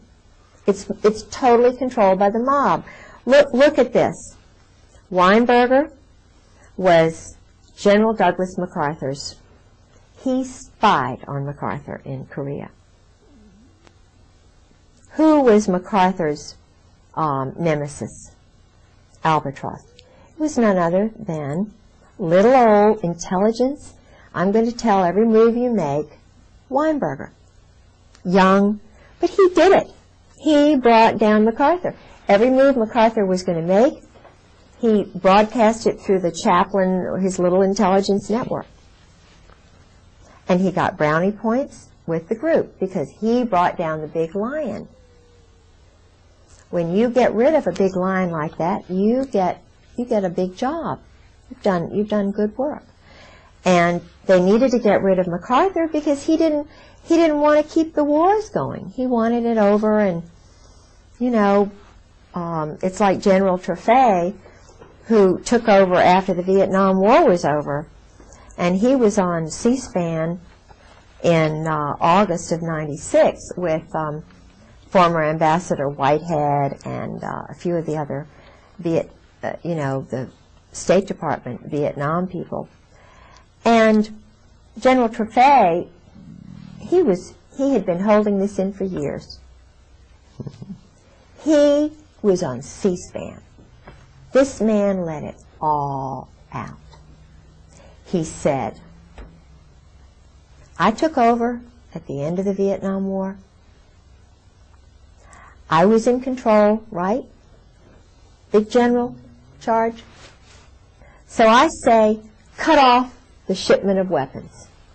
So I tell the Pentagon, cut off the shipment of weapons. He said, I got a phone call from Henry Kissinger saying the weapons are going to continue at the wartime rate. Sure. Now, that's when all this stuff with China started. It started before then, because already the communist agents, the New York, Brooklyn, New Jersey mob, were already training Mao. Mao was trained in Paris. So was, the one in Cambodia. What's his name? I can't think of his name. The one who was Pol Pot. Yeah. They were homosexually, bless their little hearts, by priests. They were wonderful little boys sent there, turned, which is the word, when they believe their mothers, and then all of a sudden the world's horrible, and then they have these wonderful friends who are going to make them leaders. Yeah. They're turned psychologically, and it's a pattern. And so this is why it's so important to know what they are doing to innocent little boys in the Army and the Marine Corps today. Why? Why are they having them go together in groups and strip nude when they're brand new inductees? Mm-hmm. Why do they do certain things in public, in front of the group? Well, they even do that during the pre-induction physical? Yes. I mean, and they also had the doctor. that's why I didn't want to go in the Army. I knew there was something. But they also turn around the other way after doing that.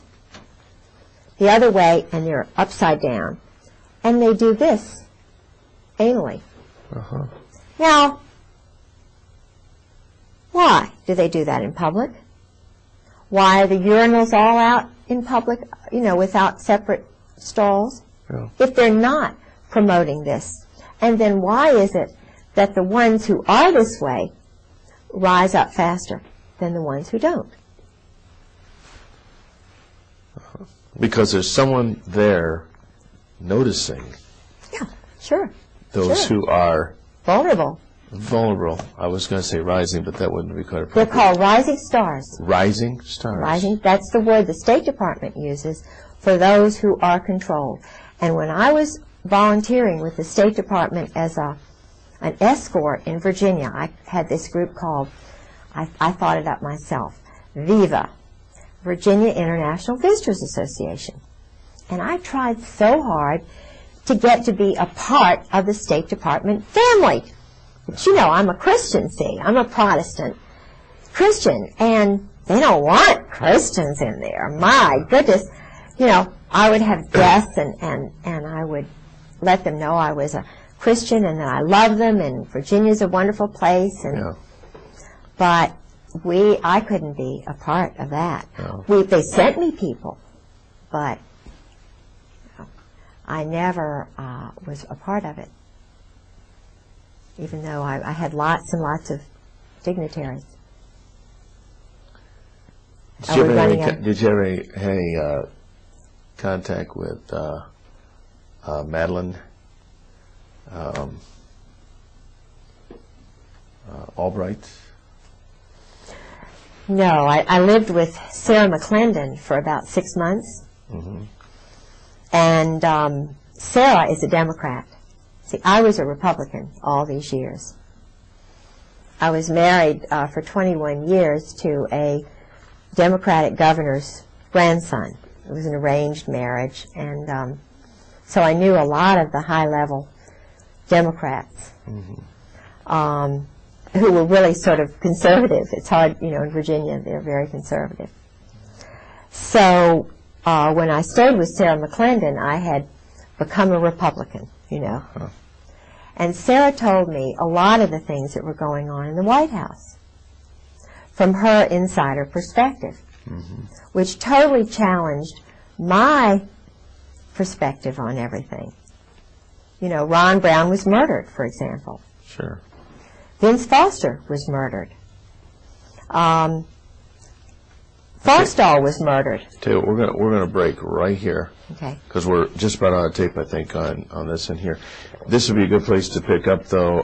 Ron Brown, Vince Foster. I think Foster had a Marine Corps background. Is that possible? I think so. He may have. I bet he did. That would fit right in. Yeah. Oh, yes. Oh, yes, that would fit right in. Because Nussbaum's office was right across the hall. Okay, we can pop these tapes out, actually.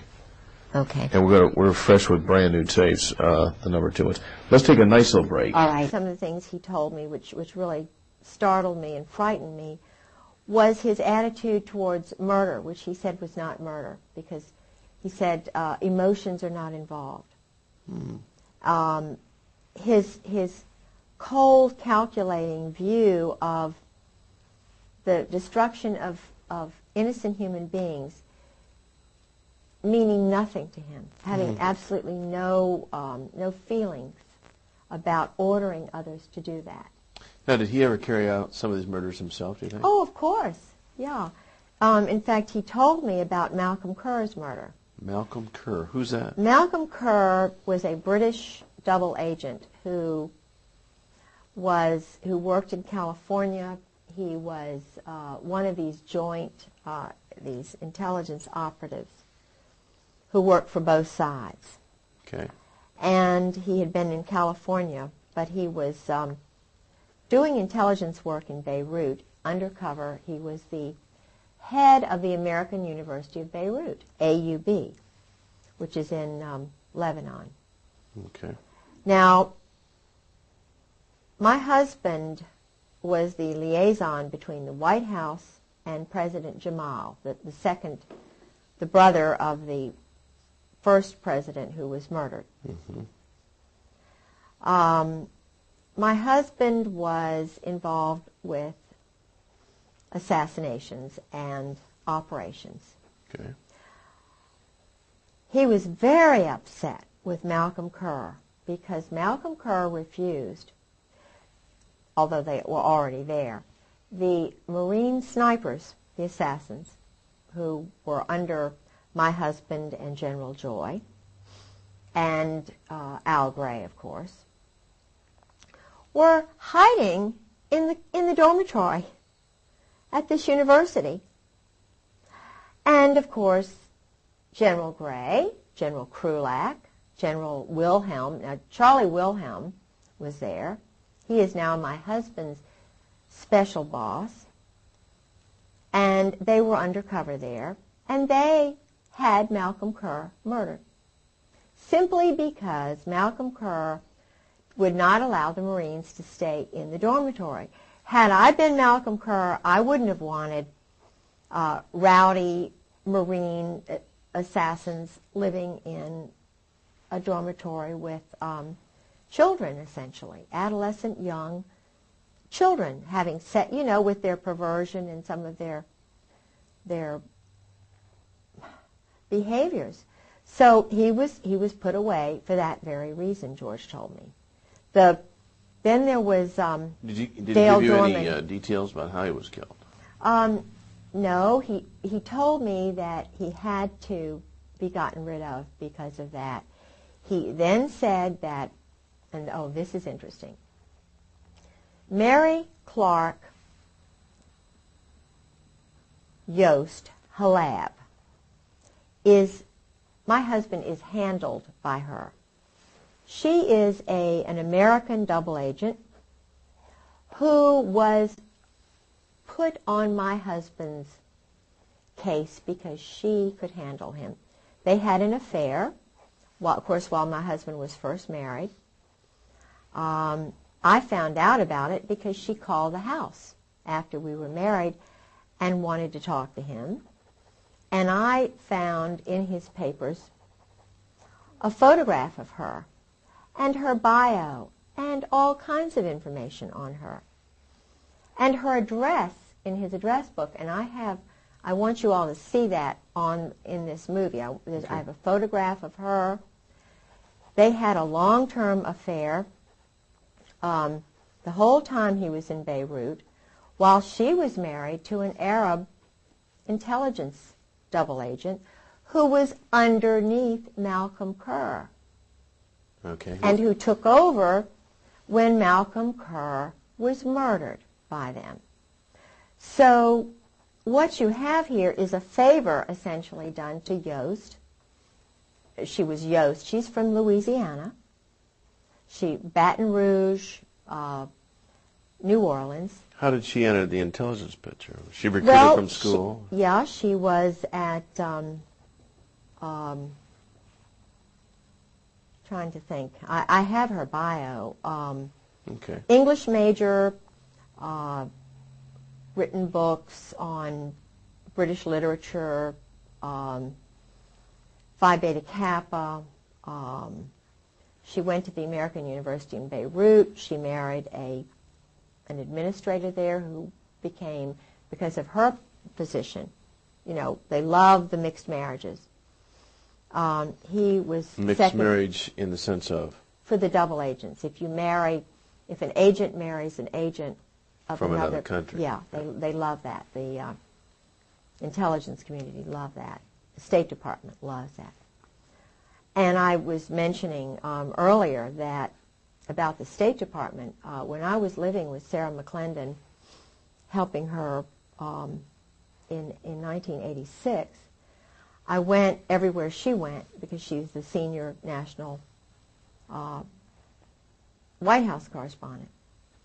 And I went to the State Department one day because I was curious about why there isn't peace in the Middle East.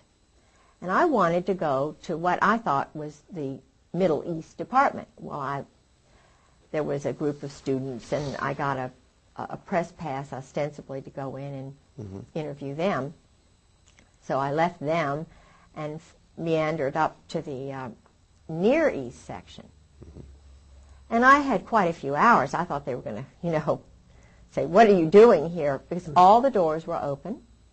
They had these little buttons on each door, that they could have closed and you could have had to have known somebody to get in, which I think is terrible, to have the American people not know and not be allowed into the State Department without a special Sarah McClendon. If I hadn't been living with the senior White House correspondent, I, as a citizen, would not be welcome at the State Department. Now, if they're interested in peace and they're interested in that kind of thing, they're certainly not showing it by the closed door policy. So I went in. There were about 8 or 10 offices. I went in every single one. I was looking to find out who the leaders were. I knew about Aaron David Miller. I knew about David Satterfield, who really wasn't David Satterfield. His family were Zionists who changed their name, to David Satterfield, who was a Virginian senator back in the 30s, who had a wonderful name. It's like Jonathan Pollard. He took the name Pollard, which wasn't his name, because of Governor Pollard. I was married to Governor Pollard's grandson for 21 years. They take the names of honorable people, and then they're not honorable. And what was his name previous to Satterfield? He lived, now Aaron David Miller, I think that is possibly his name. It might have been Mueller. And I'm not saying that just because they changed their name they're bad. Right. But what I am saying that there is this idea that go ahead and change it and be somebody else, kind of a snake, changing colors for the moment, not being honorable and truthful. Saying my family is Rosinski. Heck, I'd be Rosinski. I'm the 8th Catherine in a row from Scotland. It's ridiculous. But my daughter's Catherine and my granddaughter's Catherine. We're just, it's a family tradition. Weird, but we're happy with that. So David Satterfield, the reason I went there was because in the spring I went to a dinner. It was either a dinner or a luncheon that the World Affairs Council had in Norfolk. And he was speaking. And I'm very interested in peace because as a Christian, I want it. I know it's possible if people are reasonable. And this talk that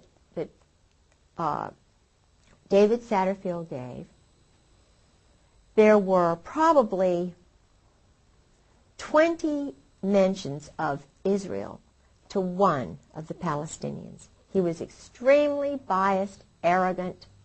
The arrogance is what bothers me, because you can't have peace, you can't have justice where there's imbalance.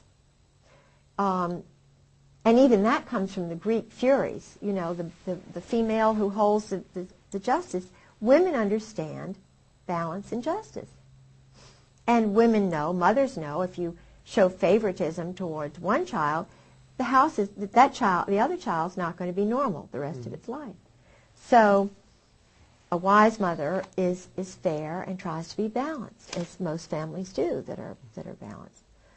Well, after having heard the bias and so forth, and then seeing other people who were involved at the State Department in Norway when I was there, when my husband was doing some weapons deals with Newt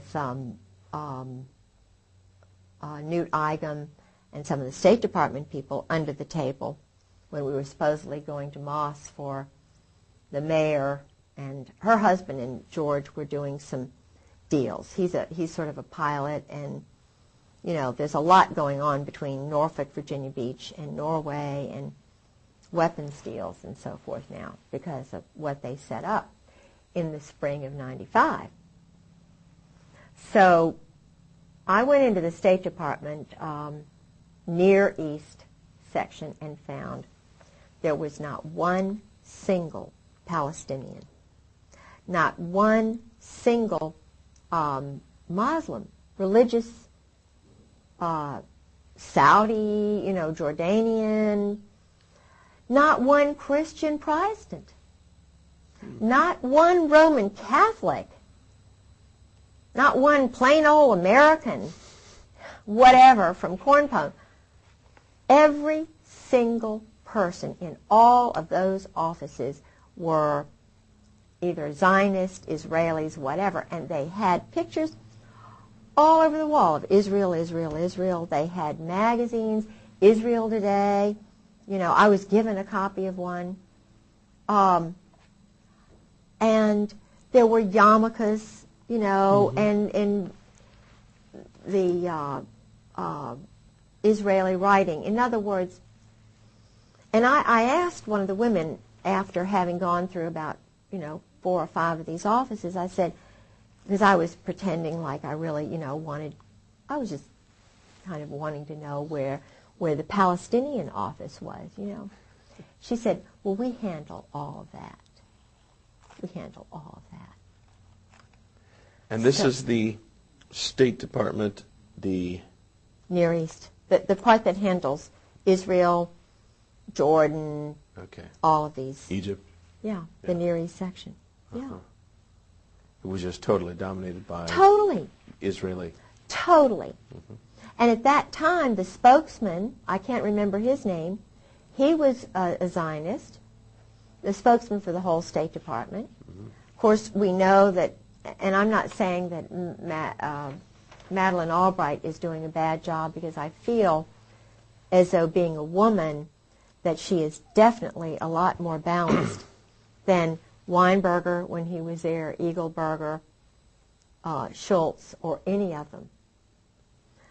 Because I feel as if she's trying to do it, but she's not strong enough. There needs to be a fairness in the State Department, because all the weapons sales under the table are going through the State Department. That's why Ron Brown was murdered. Ron Brown tried for the first time to take away the unfair State Department monopoly on illegal weapons and drug deals.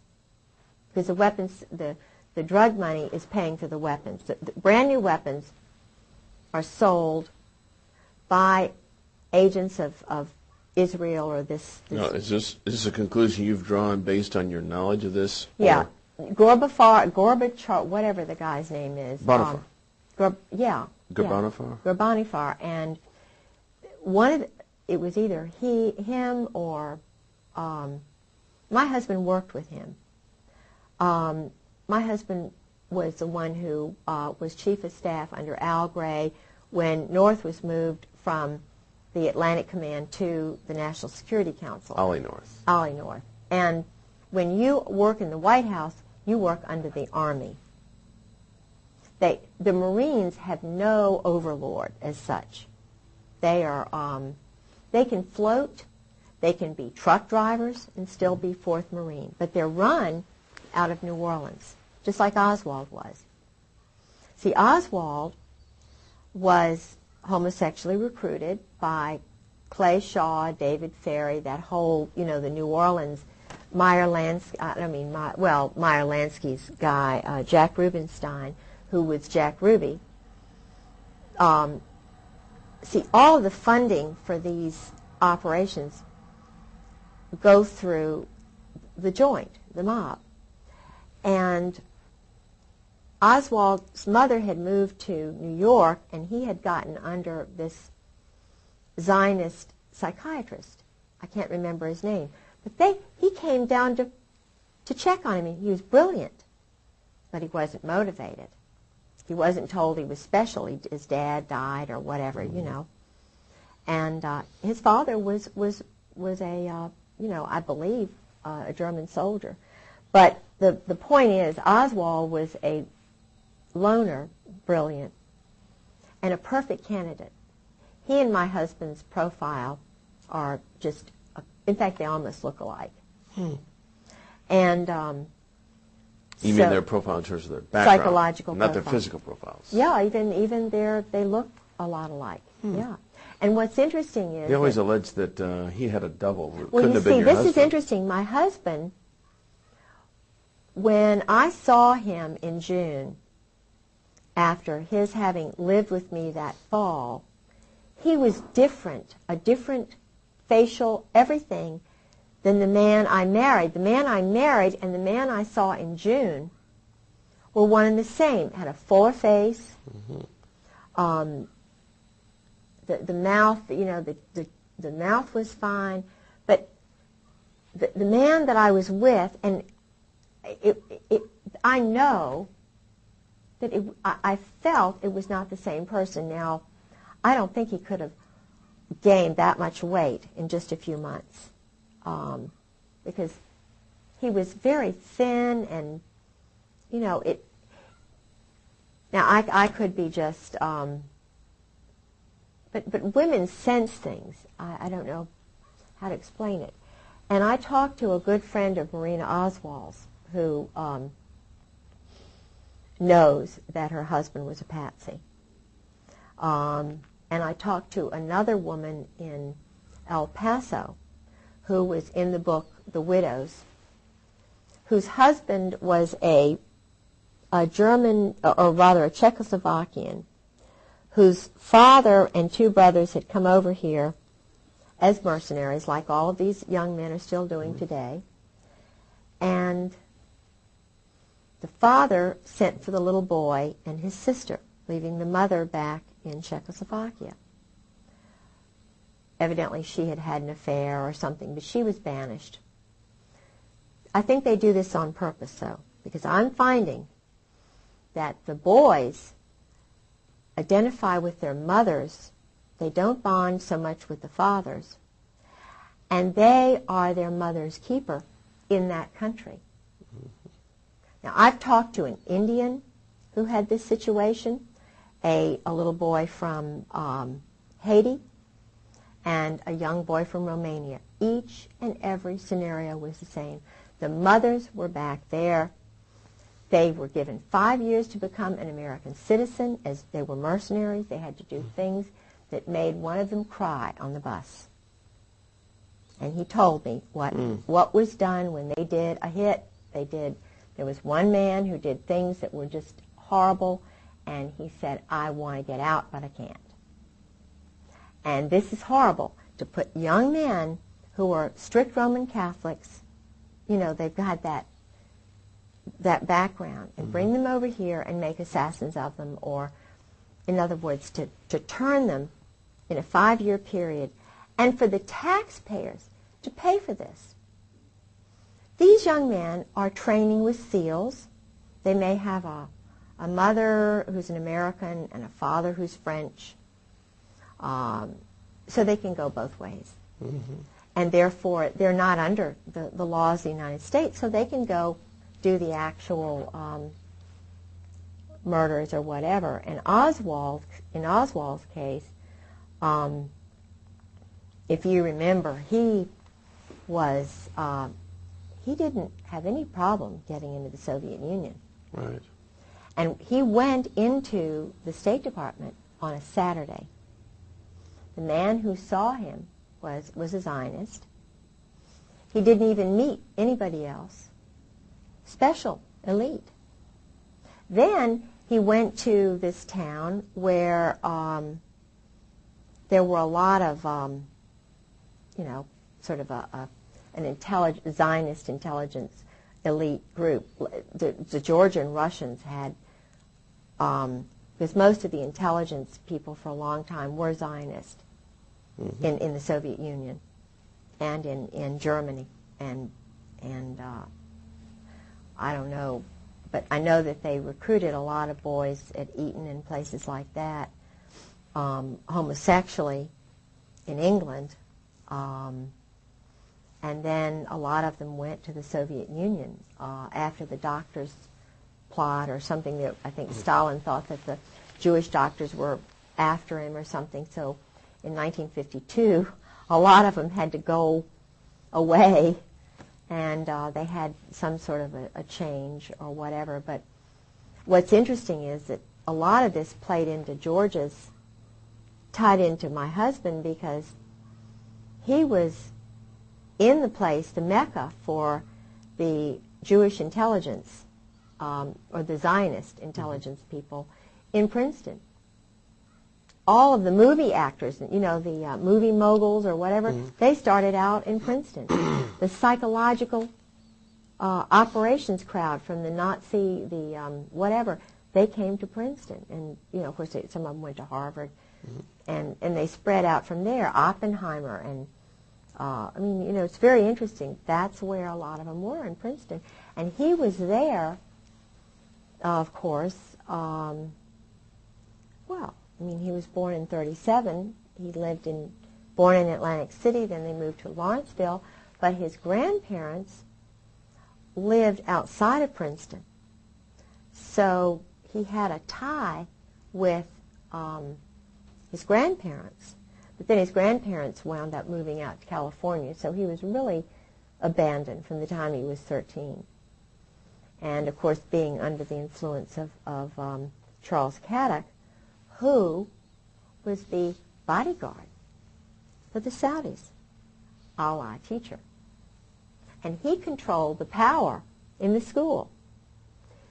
The Chesebro, Headmaster Chesebro, of course, gave Charles Caddock carte blanche. Why? Because the Saudis bought a big mansion called Russell House. Caddock was there with the Saudis all alone, and my husband was there part of the time. They would go on outings using Saudi money. My husband was taught to fly a plane. He was taught to shoot. They went on they would get nude and run in the woods kind of thing. Even at Princeton, his roommates told me that he would go out with these men. And when his first roommate said, because he really likes George, and George is a really handsome, I think, a little older now, but in those days he was very handsome. And his roommate of the first 2 years, and who'd been at the Hun, said that he had a relationship with a French teacher who was a count or whatever from Paris, who was kind of a teacher's aide, who helped him write his paper, and who knew Camus. In other words, there was a group, this young French teacher, who liked my husband a lot and helped him with his thesis, was also a friend of an older French teacher who was a very good friend of Camus. And Camus was coming over to see him Camus. when he was married. Camus is... Albert Camus is an existentialist writer who believed in murder and, sabotage. And The end that justifies any means. yeah, and he was also an Arabist.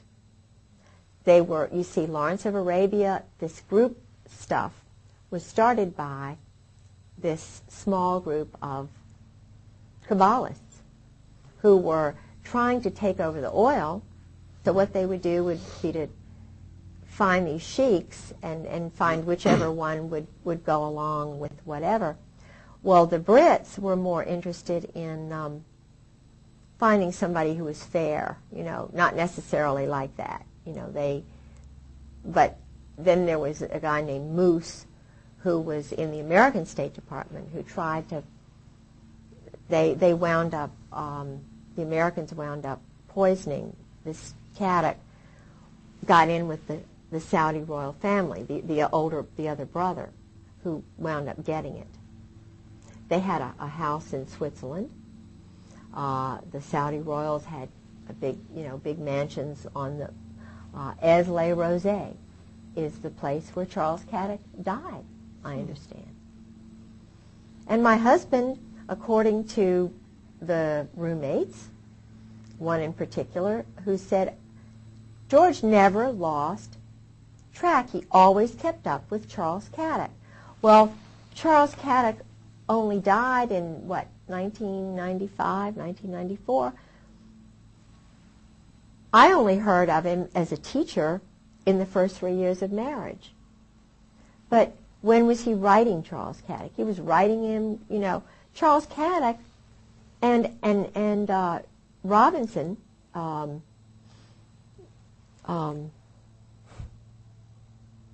Robinson, I can't think of his name now. You probably will tomorrow. Alexander Robinson. Alexander Robinson. Was a Marine, very handsome, young, went to the Hun School, and was in Saudi Arabia, in these places, came fresh from there to the Hun School. Went to Columbia University as a history major, which is an intelligence school. Columbia is a school where, for example, Nussbaum went, who was across the hall from Vince Foster. I believe Ezra Pound went there, but in other words, Ezra Pound knew too much, so they just put him in St. Elizabeth's Hospital. Right. And it was a wonderful Virginian who got him out. In the movie JFK, there's Yeah. a scene where it shows this homosexual... You've seen the movie JFK? Mm-mm. Oh, okay, well, I presume Yeah. too much. But there was a scene involving Ferry and... who's the other guy in New Orleans? David Ferry and Clay Shaw. Clay Shaw. Clay Shaw was OSS. He was also in intelligence, and he was homosexual. Yeah. And... They did dress up. They were in that movie, in complete drag and a real weird Of course. thing. And I'm sure that struck a lot of people as very odd that these people would be homosexual like that. But that, actually, the movie very... I'll have to see that. evidently, very frankly, brought that across. Yeah. Yeah. Well, what's interesting to me is this book, The Widows, has 4 spies, double agents, who worked for the United States, and Soviet satellites or whatever who were murdered. And they worked for the Navy and the Army, and one of them was a man who was murdered outside of the Army's intelligence headquarters outside of Washington, and in a Holiday Inn, I think it was. And just before he was murdered, he called his wife back in El Paso and said, "The Army is going to kill me. They're going to kill me." Well, he was murdered, and the Army did kill him. Now, this is a fictional account, or this No, really happened? it actually happened. Oh, I was saying the book, The Widows, is not fiction then. Oh, no, it's all. Golitsyn, the spy Golitsyn was in there. There were a couple of others. Paisley, who was murdered almost like this other man. Paisley was murdered like William Colby. Paisley was also hanging around with homosexuals. He went to the Rush River Lodge. That is the one. So did Bob Woodward. Bob Woodward, you know. The reporter? Yeah. Henry Kissinger was a well-known, totally a homosexual, not even both ways. And so his wife is a marriage of... Oh, it's just a Cover, convenience. Yeah, and convenience. he might, you know, maybe he's discovered women in his late age. I don't know, but no, I heard through a very well-grounded German that Henry's best friend's father told Henry to stay away from him, and that's why Henry left. The family were embarrassed, and Henry went to Britain, where they did this, and then changed his name from Heinz to Henry. And I interviewed a man named Bob, who's an Army enlisted person who told me about Henry in Cambodia. So up through Cambodia, he was actually raping young men. And of course, that experience destroyed the lives of these 5 young men, according to the source. I mean, he said he was crying, and this man was a perfectly wonderful, functioning, young married man who worked for a newspaper on the Eastern Shore and had 3 young children, went to Vietnam as an enlisted man, was put in Cambodia, which he said it was a lie living there, and then ran into Henry Kissinger, or Henry Kissinger ran into him and did certain things to him, invited him into his tent with some other men. It was horrible, but it was, you know, he said it's wartime and so forth. But he said, you know, I could have taken it mentally if it had been a bunkmate or something. But he said, when it's someone like Henry Kissinger who does it to you, you're ruined. He said, I could never, he said he came back home. Oh, and this is interesting, and I really believe that Bob's right. He said, Kissinger said to him, if you ever tell anybody, if you ever mention a soul, it's the end of you. Don't you ever tell anybody. Well, when Bob got back, he went to a special hospital, and they were going to keep him locked up forever. Bob.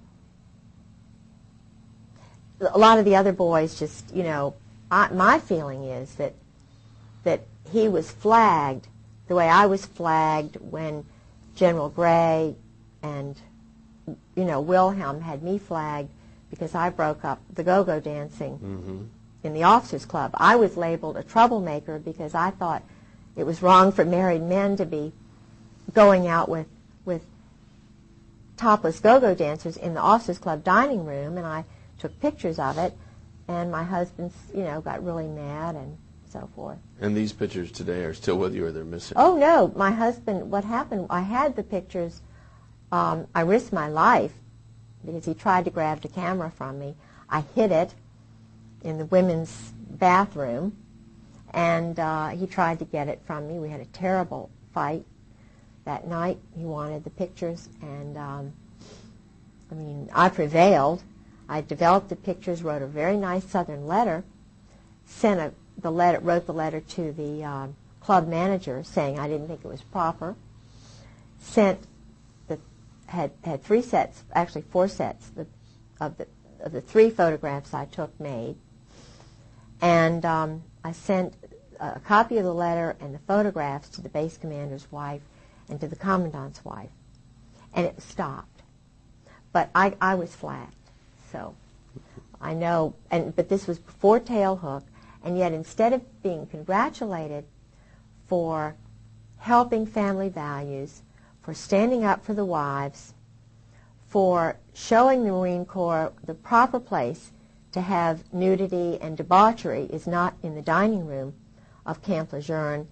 And my husband said, well, this is nothing compared to Okinawa. You just have to get used to it, he told me. Now, I was a colonel's wife.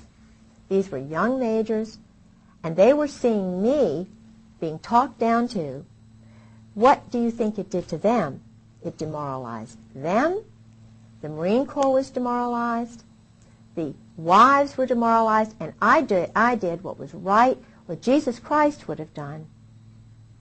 How can they call themselves Christians and condone, how can Al Gray and Wilhelm and Cook and my husband condone this kind of behavior and flag me as a weirdo? Mm-hmm. So there's something, and that's where I'm standing. I'm standing on what I know Jesus Christ would have done. And if they want to, continue to hound me because I'm telling truth, well, that's just the way it is, because I'm not going to lie and develop a different kind of personality just to please them. Mm-hmm. But anyway, that happened. Well, it's certainly honorable. Now, so then the book, The Widows, Yeah. continues with... Yes. Yes, and I contacted this woman. There was a detective who had to be hired. She knew he'd been murdered. The Army covered everything up. She had an independent investigator. And the interesting thing which happened was that she worked in a toy shop. This isn't in the book. She told me this over the phone. This is Mrs. Yeah, it's like Klein. Oh, they right. So, Yeah.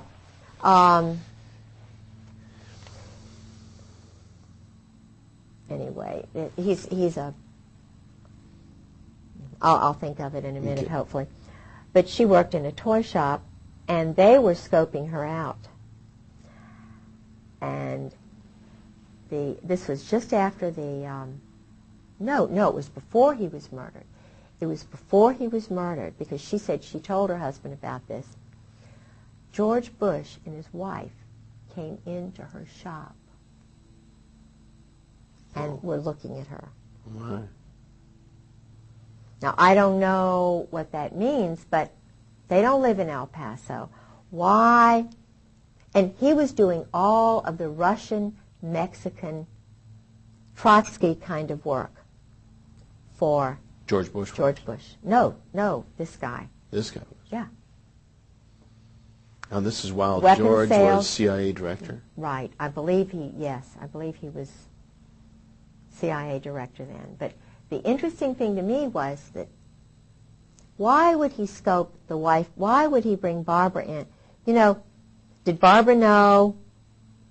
Was he just using Barbara as a, But she was being observed. Mm. And it was shortly before he was murdered. And I know that Parker Host, my husband's friend, has dealings with George Bush. So, I don't know. I know there's a lot to do with oil and Aramco and, Texas and all of that. I know it's very complex, but where I draw the line is murder and assassination and corruption and lies and deception and cruelty to innocent women and children and families just because they're not elite. Mm-hmm. Just because, now, Mrs. Bush is in the Colonial Dames. So is my mother. Colonial Dames. What Colonial Dames. It's a Colonial Dames is a very elite group of women. They think they are, who are descendants of George Washington's aides, is it? Oh, and they own George Washington's ancestral home, Salgrave Manor in Great Britain. They run they have Wilton in Richmond, which is an old house where Lafayette visited. I know there's a connection with Lafayette and the Masons. And I know there's a big Mason contingent in the Warfare Selling Group, because the head admiral in Norway, Igam, no, I think it, no, not Igam, because he's in charge of the prisons which have the drug lord. He's running the drug lord out of his prison, and he's a friend of George's, Newt Igam. They were talking about this, as though I would know about it, you know. And he has a house or a cottage right outside of Kolsås, Norway, which is where they have their one of their underground bunkers. They have one in Narvik, and they do a lot of the cold weather training NATO does up there. But I know they're doing weapon shipments out of Norway. Okay, we'll call this a wrap for I'm tired. this session. You have done a stellar job. Well. You have done a stellar job. You want to be sure to take all these things. Yeah. If they would be secure here, but let's not take Well, any chances. This is not in order, but this is interesting because they're talking about having mercenary guys now, like the executive decision or they're hiring mercenaries. Countries are to do, but it's not just countries that are hiring mercenaries. It's others. This is his Princeton yearbook, and what some of the guys are doing this year, which is interesting. Okay, all set. There, all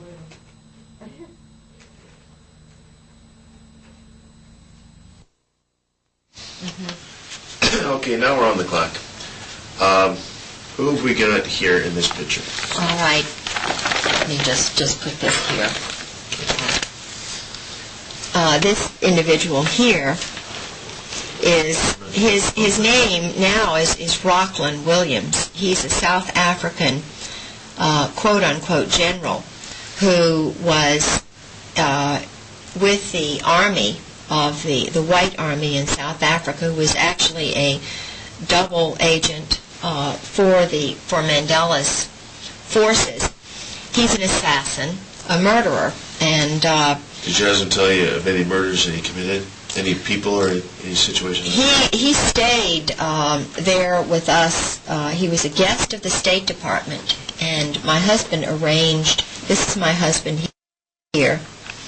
This is a gal in our church, Carla, whom I thought would be interested in going along with us that day because of the South African connection and Mandela and so forth. She's another battered military wife who lost a child. And anyway, she is a very bright lady, and we... No, this guy's name again is? Rockland Williams. He studied in Great Britain after this. Does he have any got other a doctorate. Yeah. He is very interested in Ireland. I think he's basically sort of part of that IRA kind of underground. But his father, interestingly enough, came over to North Carolina as one of the sort of underground trainees, or during World War II. They had a number of training bases for communists in this country. And his father trained and lived in North Carolina, but was not from America, which is interesting. All right, now we're on the picture on the right, an individual laying down. That's your husband? Yeah, my husband was a rageaholic. During Vietnam, he had to kill a number of people, and lots of people, and he was suffering from post-traumatic stress syndrome. And the interesting thing to me is that he cannot control himself when he is drinking, or either at odd times he goes into what's called a berserk state. Okay, so this is one of his passed out stages? Yeah, and yet he was chief of staff of the... This picture is of me and Sarah McClendon and General Carl Mundy, who became the Commandant of the Marine Corps after Al Gray, for whom my husband was Chief of Staff.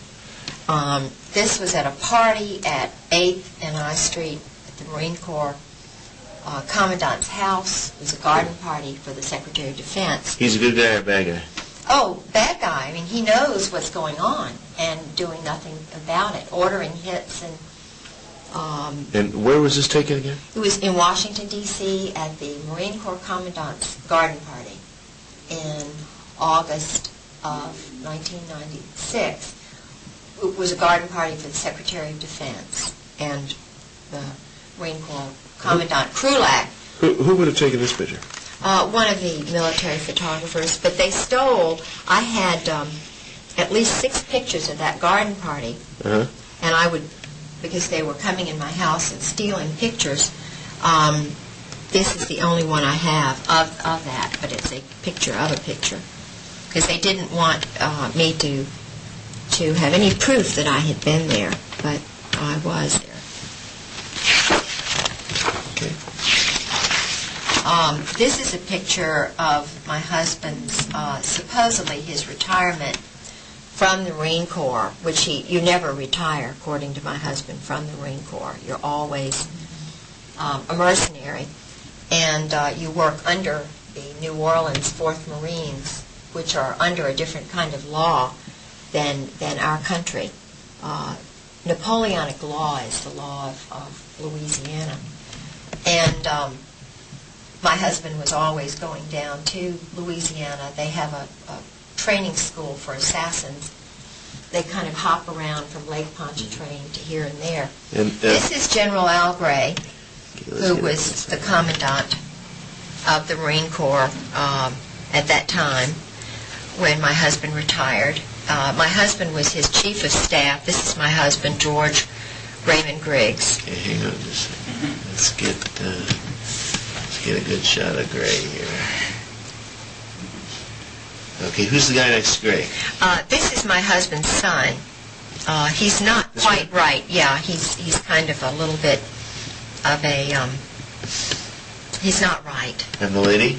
That's the Commandant's wife. He married her very late in life because he needed a 3rd star. Now, who's the commandant?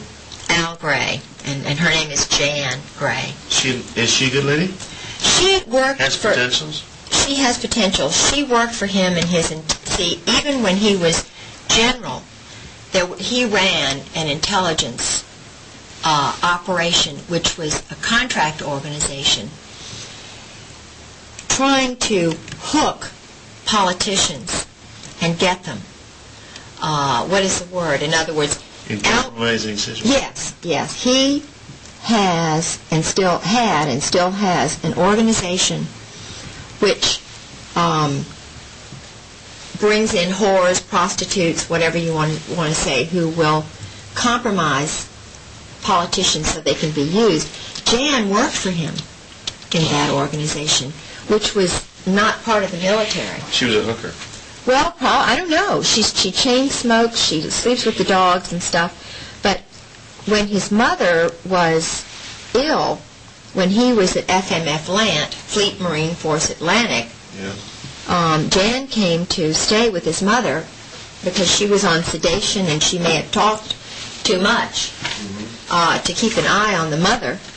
And then he married her because he would not have gotten his 3rd star or whatever without having been married, because he is a homosexual. He's a well-known group sex homosexual. Okay.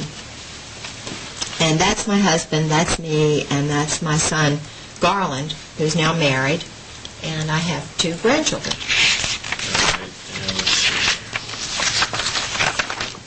This is a copy of my husband's diploma from the NATO Defense College at Rome. Okay, He was in the 56th course there. Okay, again, this is the... NATO Defense College, which is part of the of NATO, North Atlantic Treaty Organization. Okay. He also worked for NATO, and I was the head of the on the board of the NATO Wives Club. This is just, the Norfolk branch of NATO. Some secret papers that he had in the house, of course, he shouldn't have had. These were operations that were going on, amphibious operations. These are just some landings in Norway and different brigades and names. Okay. This is an original of a memorandum from when he was at NATO. This is a funny picture. I just heard about Marchenko was going to be at a book signing, and I kind of was curious to know whether he had even known George and so forth, and he did. And that's a picture of me with Richard Marchenko. And his father was, of course, one of these mercenaries who came to work for our country. And if you read any of his books, you know that they do everything they want. There's no right or wrong, and then these guys are churned out. And now this I have in here because this is about the royal family of Saudi Arabia. And my husband this is how my husband's gotten his power. Because my husband went to a private boys' school on scholarship. He was hooked the same way Oswald was, homosexually.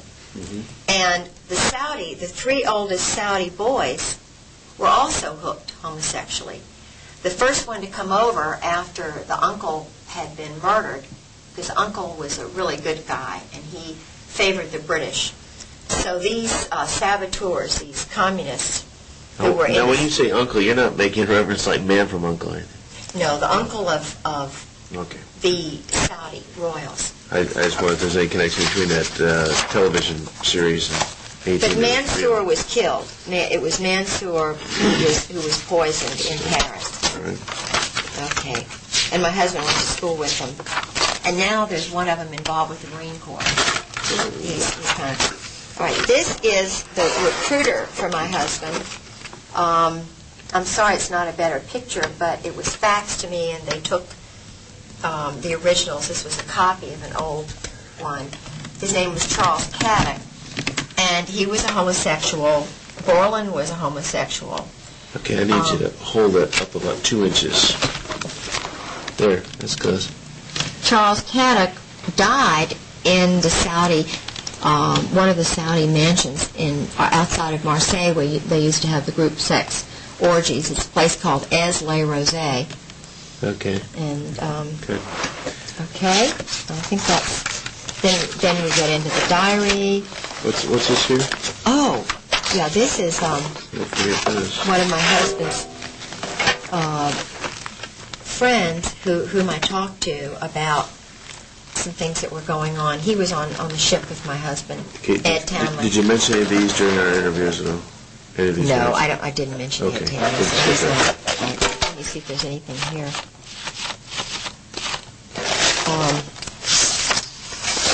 Yeah. When I was going through, they've taken so many of the originals. I met with Ollie Whipple. Now, Ollie Whipple is another Marine intelligence person who told me about Dale Dorman. Okay, do we have any pictures? No. What we need to reduce on this tape here is pictures. Okay. Or documents that are significant to anything we might have discussed. Englehart.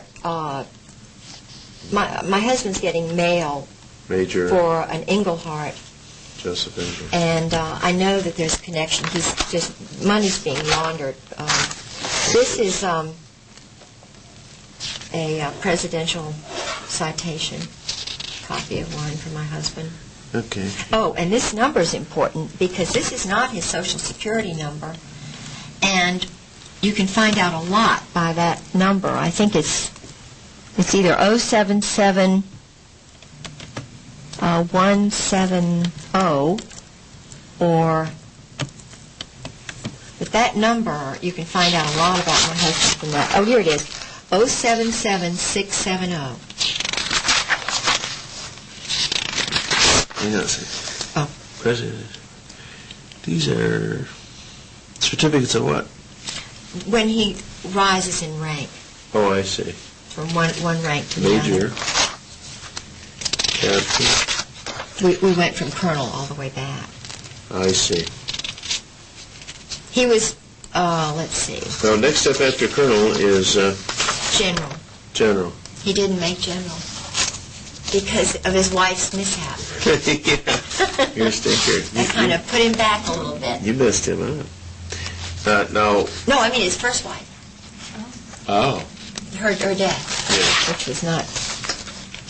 Here, he was with the U.S. Defense Liaison Group in Indonesia, Okay. where they were training assassins on Timor. They have a little factory for assassins and terrorists that was started by Mountbatten. Okay. This is NATO headquarters.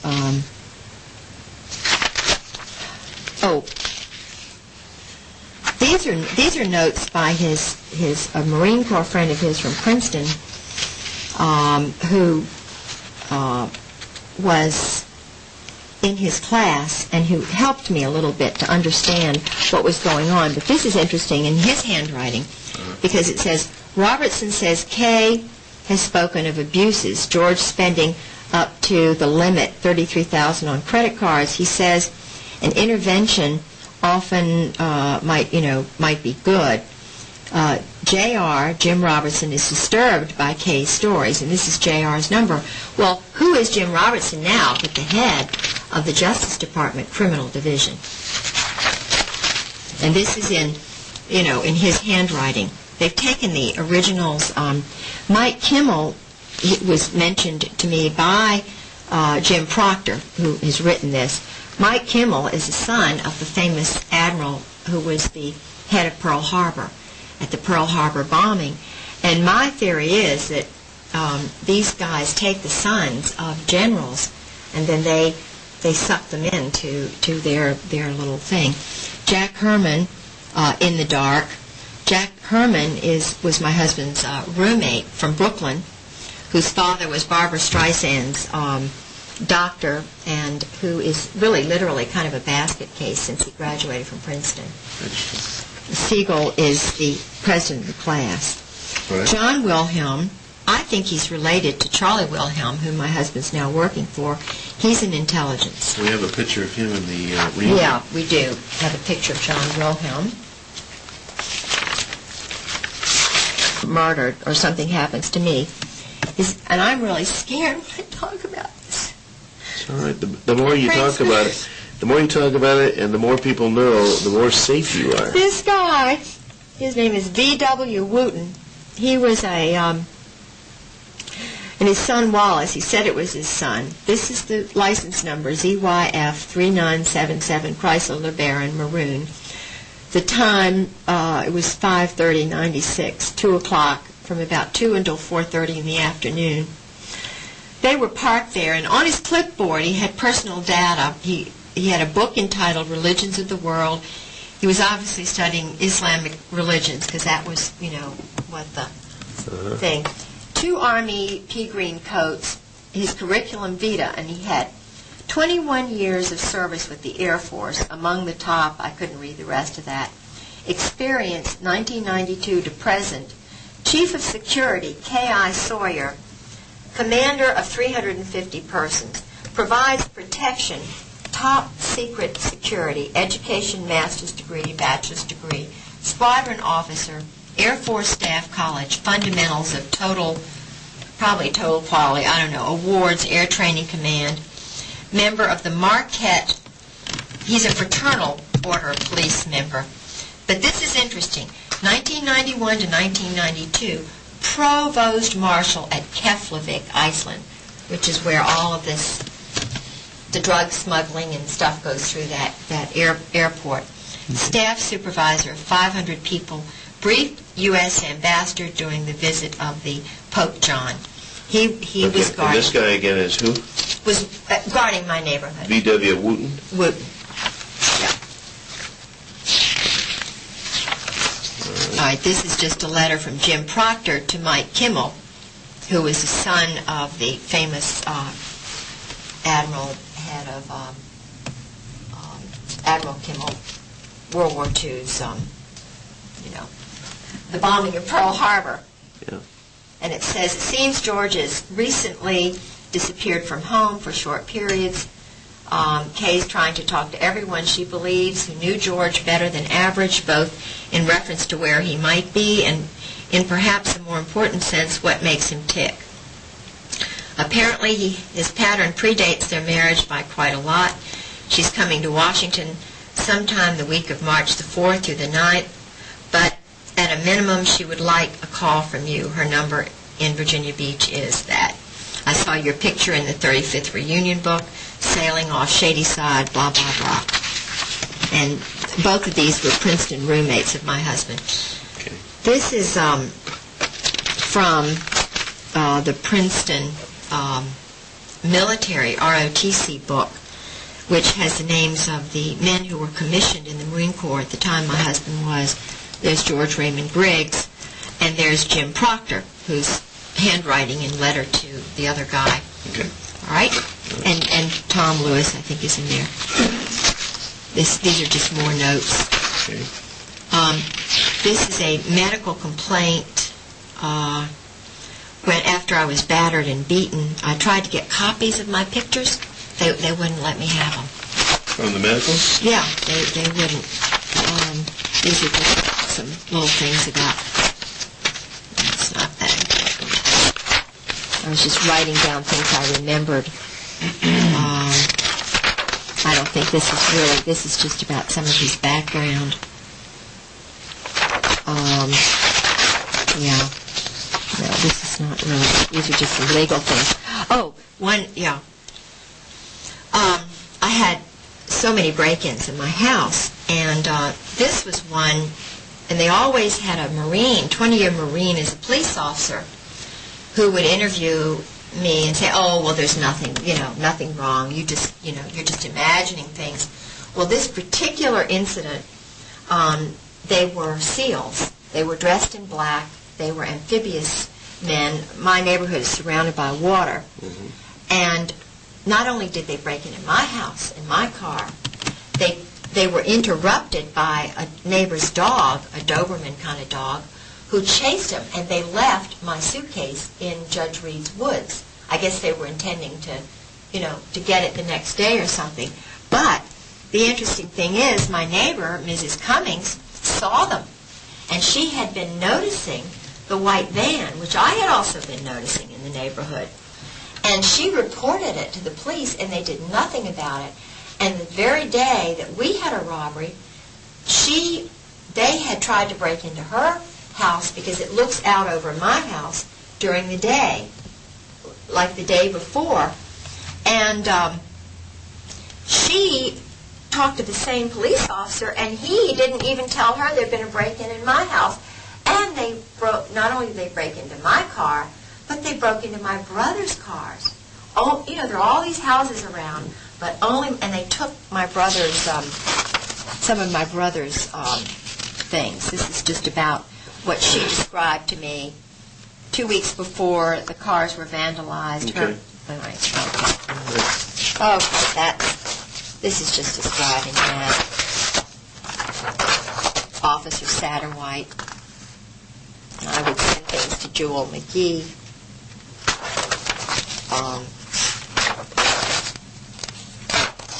These were just. I had a lot of things going on in my house where they were doing things. Oh yeah, this is from the alumni list of Princeton, and I don't have the. In other words, the Saudi Royals are in the alumni class list, but they're not in this particular one. But if you call the Hun School and you get a list of the alumni, then you will find the Saudis are there.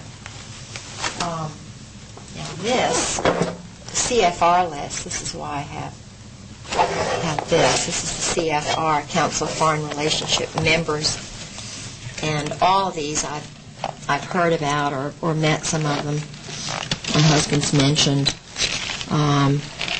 There's some that are also skull and bones at the same time. It's the Yale leadership crowd. Howard Baker, George Ball. Steve Bell I know really well. He is a friend of my former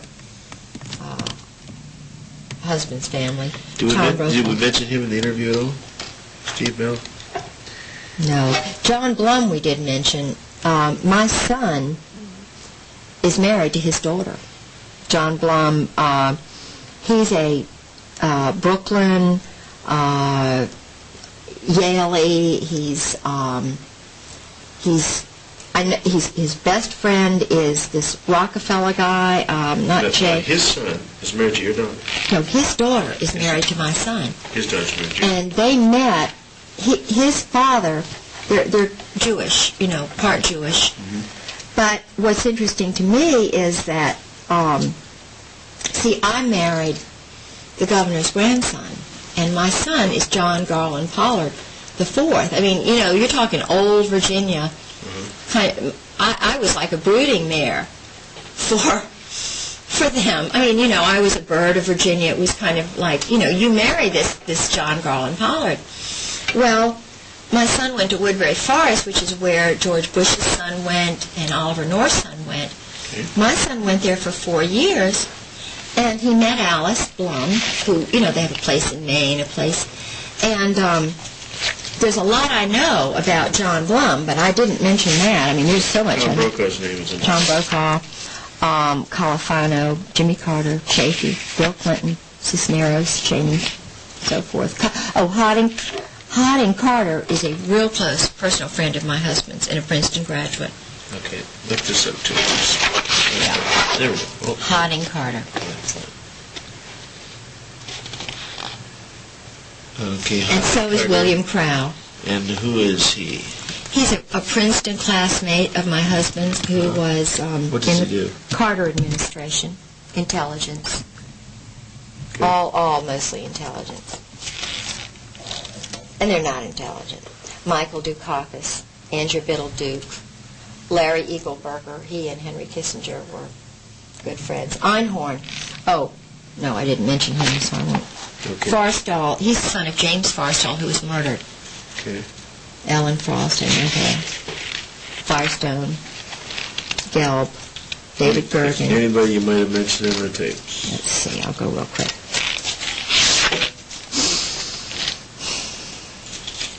I may have mentioned David Hoopes, but I don't think so.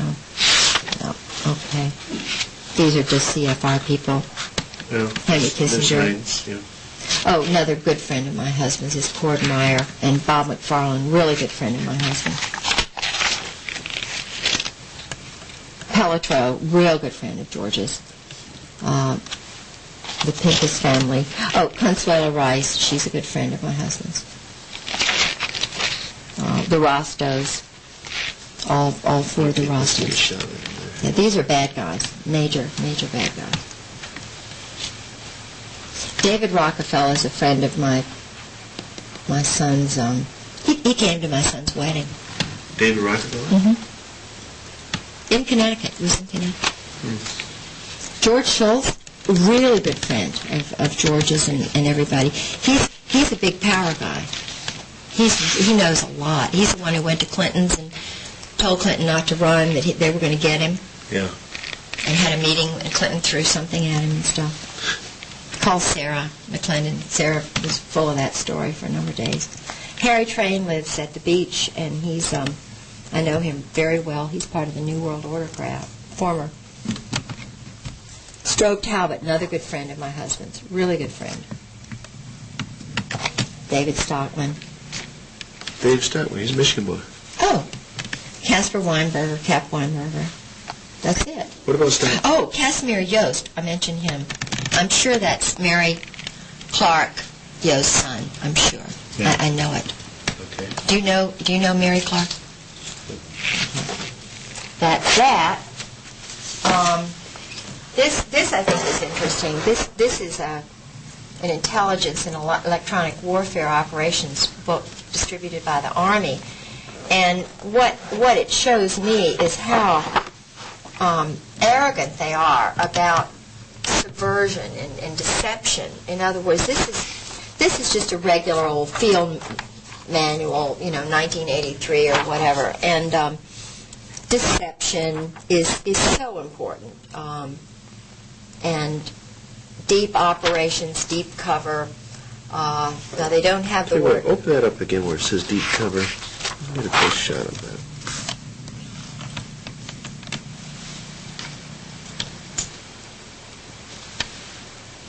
Okay.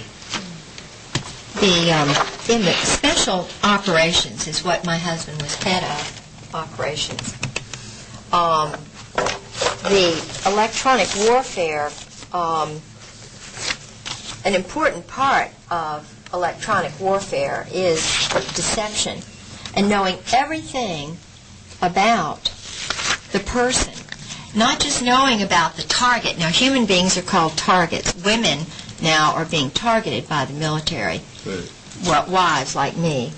So they'll have a team finding out everything about my grandparents, my family, who my friends are, to try and discredit me. And of course, everybody who is flagged, who is a target, they'll jamming is a deliberate radiation or re-radiation of electromagnetic energy to prevent or downgrade the reception of information by a receiver. The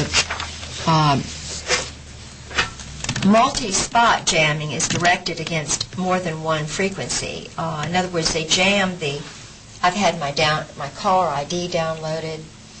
Sarah McClendon called my house and was told she couldn't reach me. It was a military base. MED is conducted. MED is manipulative electronic deception. Simulative electronic deception is SED.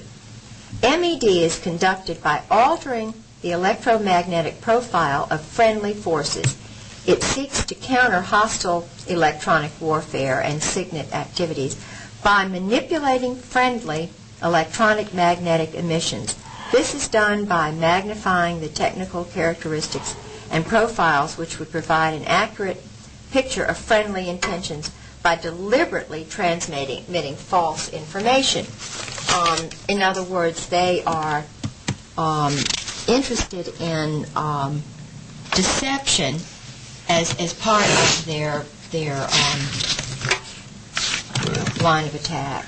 Okay, cool. Okay. It just goes on and on and on. Well, it authenticates it. They teach this stuff. Yeah. Then the single pictures you had. Oh, yeah. Snaps. Real handsome guy. His dad was a Nazi soldier. Okay, was with the big, elite. Name is Ken Millis. And that's his mother, Flo, from 7 Mile, Ohio. Really nice. All right. That's that former Marine Chief of Staff. While my husband's wife was being put in the grave. Let me zero in here again a little bit here.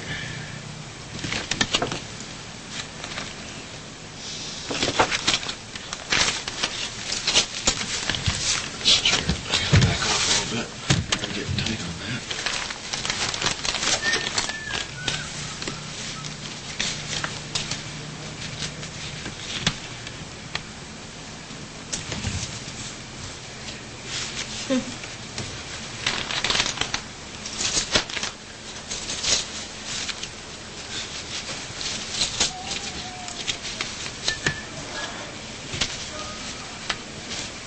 These are some original letters that he wrote to his lady friend when he was married to his first wife. Okay, now once again, these the significance here He is a Marine colonel who was always there when George would sort of disappear, but he was chief of staff. Okay. And the ladies are? His wife and his mother and my husband and me. Okay. Okay. Whoops. Oh, I'm sorry. Sorry. Okay, the other one shows that you're actually human. Yeah. Dog lover. Yeah. Princeton ashtray. And who's in the picture above? That's his first wife's mother, and his daughter and his daughter-in-law with the baby that I just prayed that there would be a granddaughter. And this is Melinda, little Melinda, in front of the dollhouse in our yard. Okay. Okay? This is his first wife Can't tell you what. with a dog. Let's hold those right about. Oh, I don't know. Let me put something up so we get beyond. How about this? There we go. There we go. Just lay them on top of that. All right. I never knew Sue. That's his first wife. Mm-hmm. Okay, next. Yep. This is George and his cousin Bob. They're big drinkers in that family. I don't know who the other people are. Okay. This is George in one of his rages.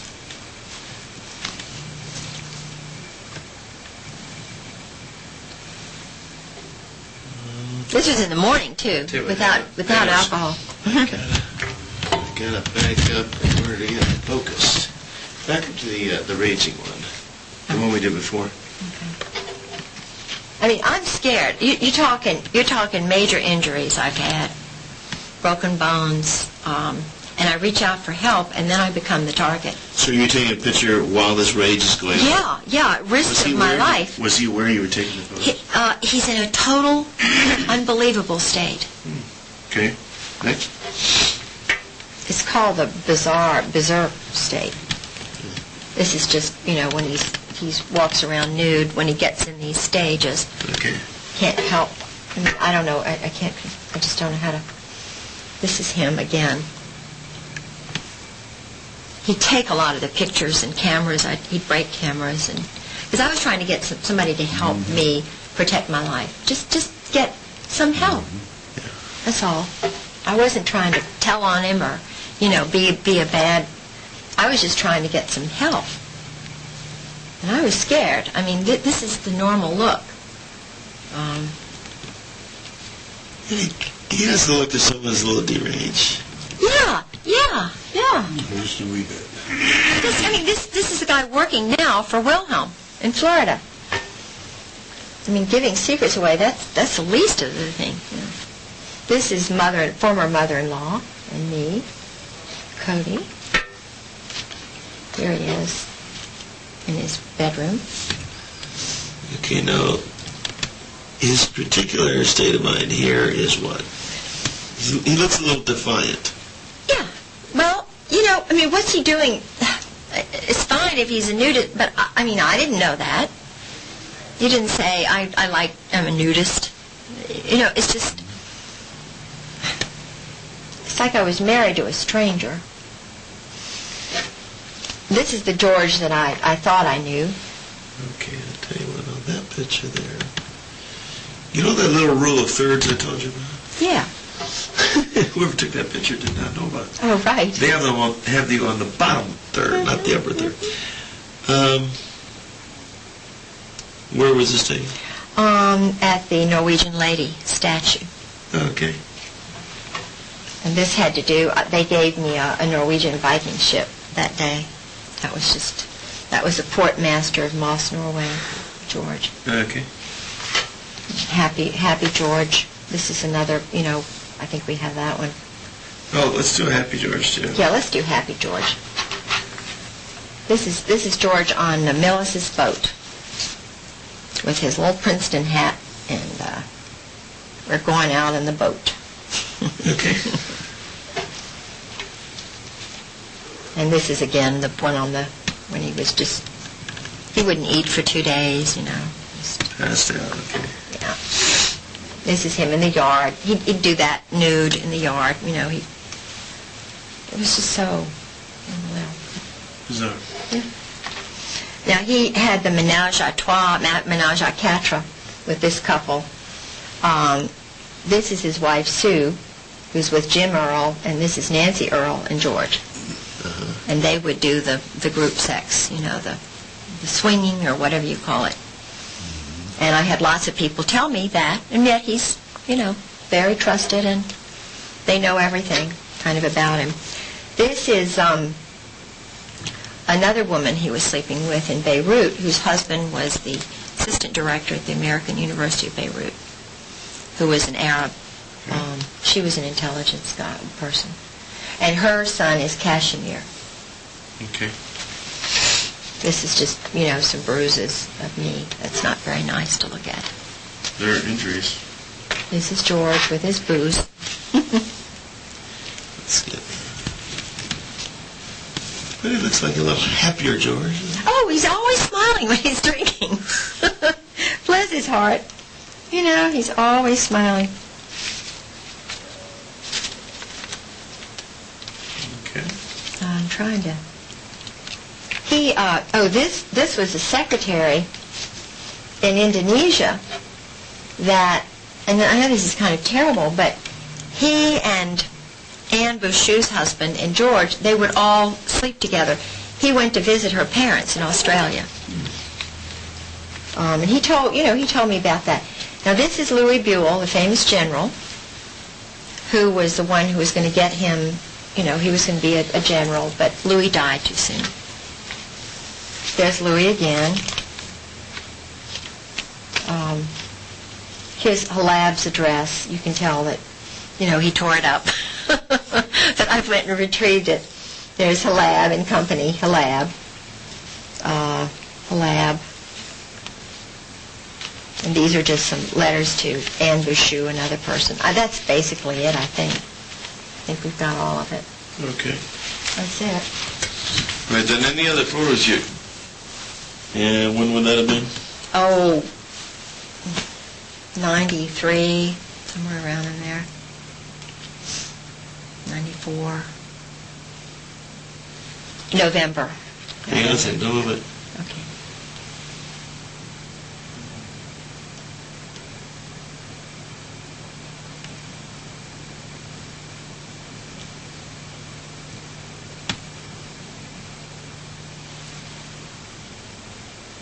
Okay. This is Mr. T. Parker Host, Burma assassin, friend of my husband's, owned one shipping agency when he met my husband, knew he was a friend of George Bush's, wound up with 8 or 9. Changed from being a Democrat to a Republican to introducing George Bush in 96 when he came to speak to a banquet that he arranged ostensibly for John Warner. But when, they did a fundraising thing, you meet George Bush and Barbara, pay $1,000 or $500. Well, he's a mover and shaker and a nudist and a group sex guy. His sons are real messed up. But he's my husband's best buddy. That's it. That's George's. And that's at his farm. And we would go to the farm, and George and Parker would go out on the boat for 2 and 3 hours. And I thought, what is going on out there, Okay. Here's a little thing about T. Parker Host, became chairman of T. Parker Host Incorporated. David Weibel. That's just Parker. Okay. This is his wife, Anne, and I introduced him to her. Good work. She's my school friend, Is she still married to him? Yeah, he's loaded. She wants a lot of money. Mm-hmm. Her uncle is one of the guys who went to the moon, Collins. Her grandfather was this big Army general, so I didn't know Anne was all that well connected to the Army. Her uncle was head of the Army's big, after he retired, library or, their records. Yeah. And her grandfather, Lawton Collins, was the head of Vietnam before, you're talking major, if you're interested in the Army. Mm-hmm. So I introduced her to Parker, and he was just a little Anyway. What's the next one? Okay. George and the Earls. That's the swap team. Swap And within that picture, he's made a swap. Okay, have fun. Hi. Oh, glad to see you. 19-year-old. That's great. Maybe in here. Okay, roll. Nah, just kidding.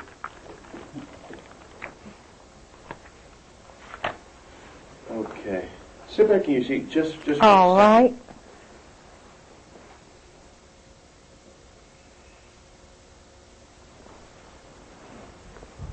Okay.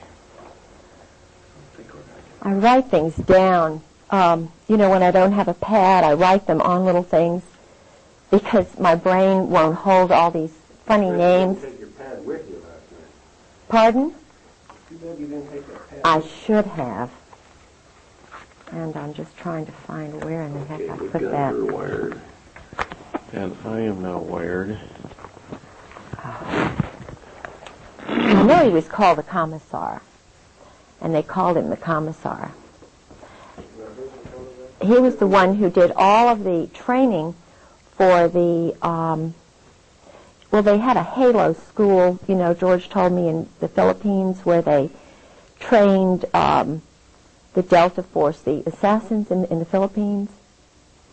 They also had a school like that. The Australians had one in Indonesia on an island where they're having big kind of East Timor. East Timor, yeah. Yeah, it's in the mountains. And it was started, yeah. And the Portuguese are involved in this in some way. Based on your newest lesson, you learn about the line of Thursday. Very good? All right, great. We're rolling. We're recording. We are doing it right now. And good deal. Hey, Albert. Hit this camera here. Tighten the shot just ever so slightly, would you? Just, you don't have to get all the way. You could reach for that side easier.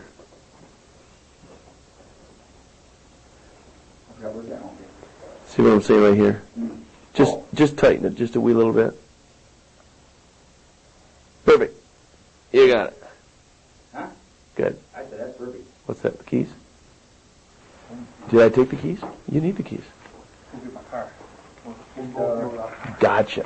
Okay, then hurry back because I can't be around the car. No, I'll be right back. A little bit lower the pocket, but that's okay. Good shot. I think so. Yes, oh, yeah, that's it. All right. Now, we're having a fascinating conversation talking to the wife of the former Chief of Staff, Marine Atlantic, head of the intelligence group that went to Beirut. They were already meeting over there.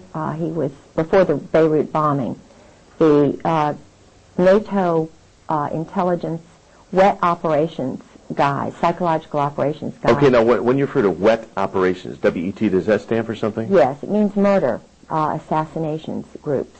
NATO has a group of assassins and psychological operations specialists who work in combined operations to destroy targets. Okay. My husband tried to explain to me the first 3 years of marriage how it all works. I was assistant director of the Chamber of Commerce. I was the first woman on the board of the Foreign Commerce Club in Norfolk. He thought that I was a worldly woman. I had dated a number of guys who were high level, like Jerry Unruh, who was the captain of the Saratoga, a man who was very high up in the Army intelligence in Richmond. I had been married to a governor's grandson whose family were all in intelligence. His father was Harvard economics professor. They thought... You even mentioned that years ago you dated John Engler. John who Engler, is now who our was in governor. ROTC. I'm sure it's the same John Engler if he was in the Navy. I dated a John Engler who was in the ROTC in Norfolk because, Norfolk is the largest military complex in the world. We have Langley, the Air Force Base, which does intelligence work. We have Camp Perry. which is an intelligence, international intelligence spot, all of the naval bases, the Master Jet Base, Training and Doctrine Command, which is Army, Fort Story. And in fact, Fort Story was where the recent Secretary of the Army was told he had to leave. I have intelligence guys who tell me truth because they know they can't talk, and I get a lot of scoops. Togo West, who was basically honest, and like Colin Powell, most African-American men are not going to condone murder and assassinations and so forth when they find out about it. Togo West. No, you think there's something, I'm missing something here. The Afro-American man is not like... Generally. Generally. So you feel that Colin Powell is a different cut of general than these other guys have been talking about? Oh, absolutely. Colin Powell's... The wonderful thing about some of the African-American men I've met is they'll tell truth. Why would they allow these guys to rise in rank, then? As puppets, thinking that they will, be able to make them do certain things, because psychologically they're innocent, they're naive. They cannot believe that our government has got hit squads, that there's group sex going on, that they are giving people money in exchange, for their services. Mercenary training is going on in the Army and the Air Force at the highest circles. And Colonel John Ryman, Dr. John Ryman, they have him targeted as a kook. Colonel John Ryman lives in California. He was on the high track up, the Rising Star track. He was in Great Britain. He found out about a murder over there. Okay. He reported it. He also had the crazy idea that there ought to be a peace college in Cambridge. We ought to really start working towards peace. Well, the minute he got back, he gave an idea, a synopsis of his sort of peace college idea to Colin Powell and his wife. Colin Powell took it to the National Security Council. When Ryman got back, and I'm not sure of the logistics and the chronology of all of this, but I'm in contact with him, he was put in a funny farm. I think he was put in a place in either New Orleans or St. Elizabeth's Hospital, where they put Ezra Pound, and where they've got Reagan's assassin. St. Elizabeth's Hospital, like the Eastern State Hospital in Williamsburg, has Army intelligence people in there. They're targets, people who have decided to tell truth or whatever. In other words, people who believe in the American dream, who are Christians, who are trying to get things straightened out. If they transgress that line where they upset somebody in high command, just like in Germany, they all of a sudden move from being a person to being a target, from being a human being, a Christian, a loving, wonderful soul, to being a target, therefore the enemy. This is also what happened in Germany. Why should God makes this all wonderful and beautiful? Those of us who have the courage of our convictions and who believe in what Christ did, who stand tall, why should the leaders not be able to speak and tell truth? Because it's in the rainbow of truth, the rainbow of individuals who are God-fearing and love truth, in which we can build a better world. So why are good people silent? Why are their papers gone through? I have an interesting... I took some notes last night, and I'm trying to... Okay. Well, they're silenced because they are they're in a conflict of good versus evil. Yeah. In this struggle. Where am I? I need my... No problem. We can find Yeah, I need my... your checkmate book is down there. Oh, yeah, this is what... Is it in there? Yeah. What's happened to me, what's happened to people like Marianne Poors, Deborah Von Trapp, Colonel Sabo's dad... Let's talk about Deborah Von Trapp for a second, because I've heard the name, but I somehow associate her with... there was something negative, or there was some discrediting of what she... Is she the same Deborah Von Trapp that alleged that the Oklahoma City bombing was somehow Japanese related? Or is that a different person? Now, she may, I do not know. I've met her on the phone through Sarah McClendon when I was staying with Sarah. Everybody's experience is different. When you're a Christian, when you're a very strong Protestant Christian, as I am, and you're walking in light, you're walking in truth, you take people at their word until you find out that they've lied to you. And if they have intentionally lied, then, I just let God deal with them. Do you know what I mean? I don't believe in So maybe them. somebody fed her disinformation solely designed to discredit her. Yeah. She, and I do believe this is true, I believe that, I know that she worked in the White House. I know she worked under a man named Getzman and some mob figures in the White House who were Army. Now, this CIA thing, from my experience, is bogus. Because every person I've known who was in the CIA was in military intelligence first. For example, my husband. He told me furtively when I saw him in court, I don't work for the CIA. I knew he was telling the truth. He was afraid.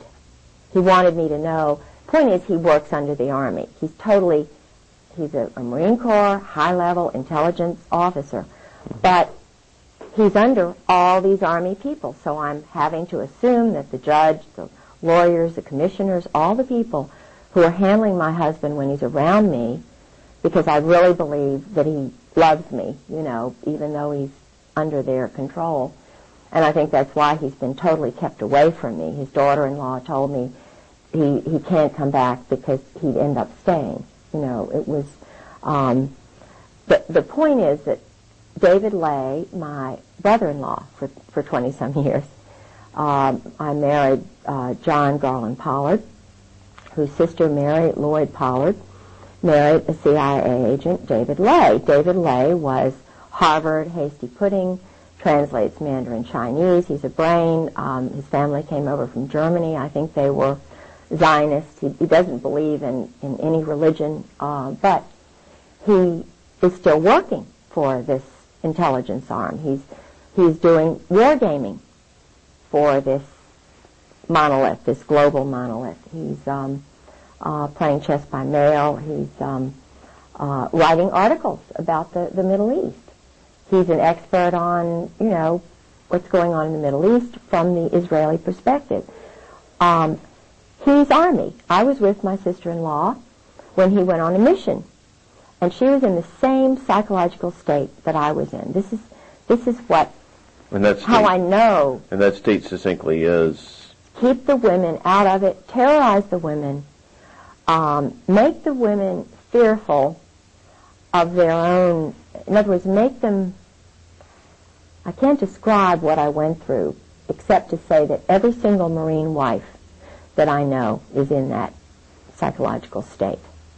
Thank God, thank my grandmother for her wonderful Presbyterian background.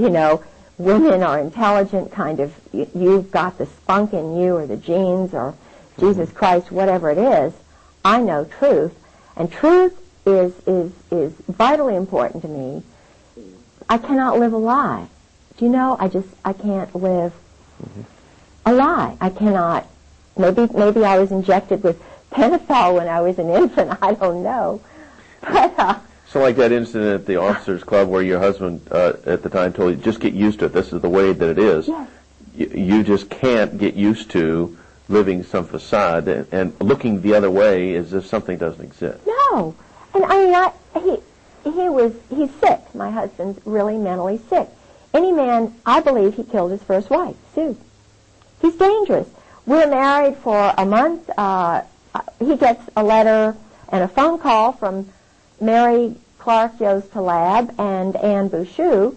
And, naturally a wife who's newly married to a handsome man isn't wanting other women to write. And I'm saying, and I've already found out who they are. I've got a master's degree. I'm a researcher. And I'm saying, George, what are you doing hanging around spies? I didn't know about double agents. And Kashmir Yost is on the Council of Foreign Relations. Her son, I'm sure it's her son or her cousin. And her husband, as I mentioned before, was a Muslim who was really a turn person on the Palestinians, who worked at the American University of Beirut. My husband was sleeping with her, Al Gray. Everybody knew this. And I didn't know that this is what you do until I called Valerie Wilhelm, General Charles Wilhelm's wife, on the phone. Now, who is General Charles Wilhelm? Right now. And let me tell you what she told me. Okay. You just have to get used to it, Kay.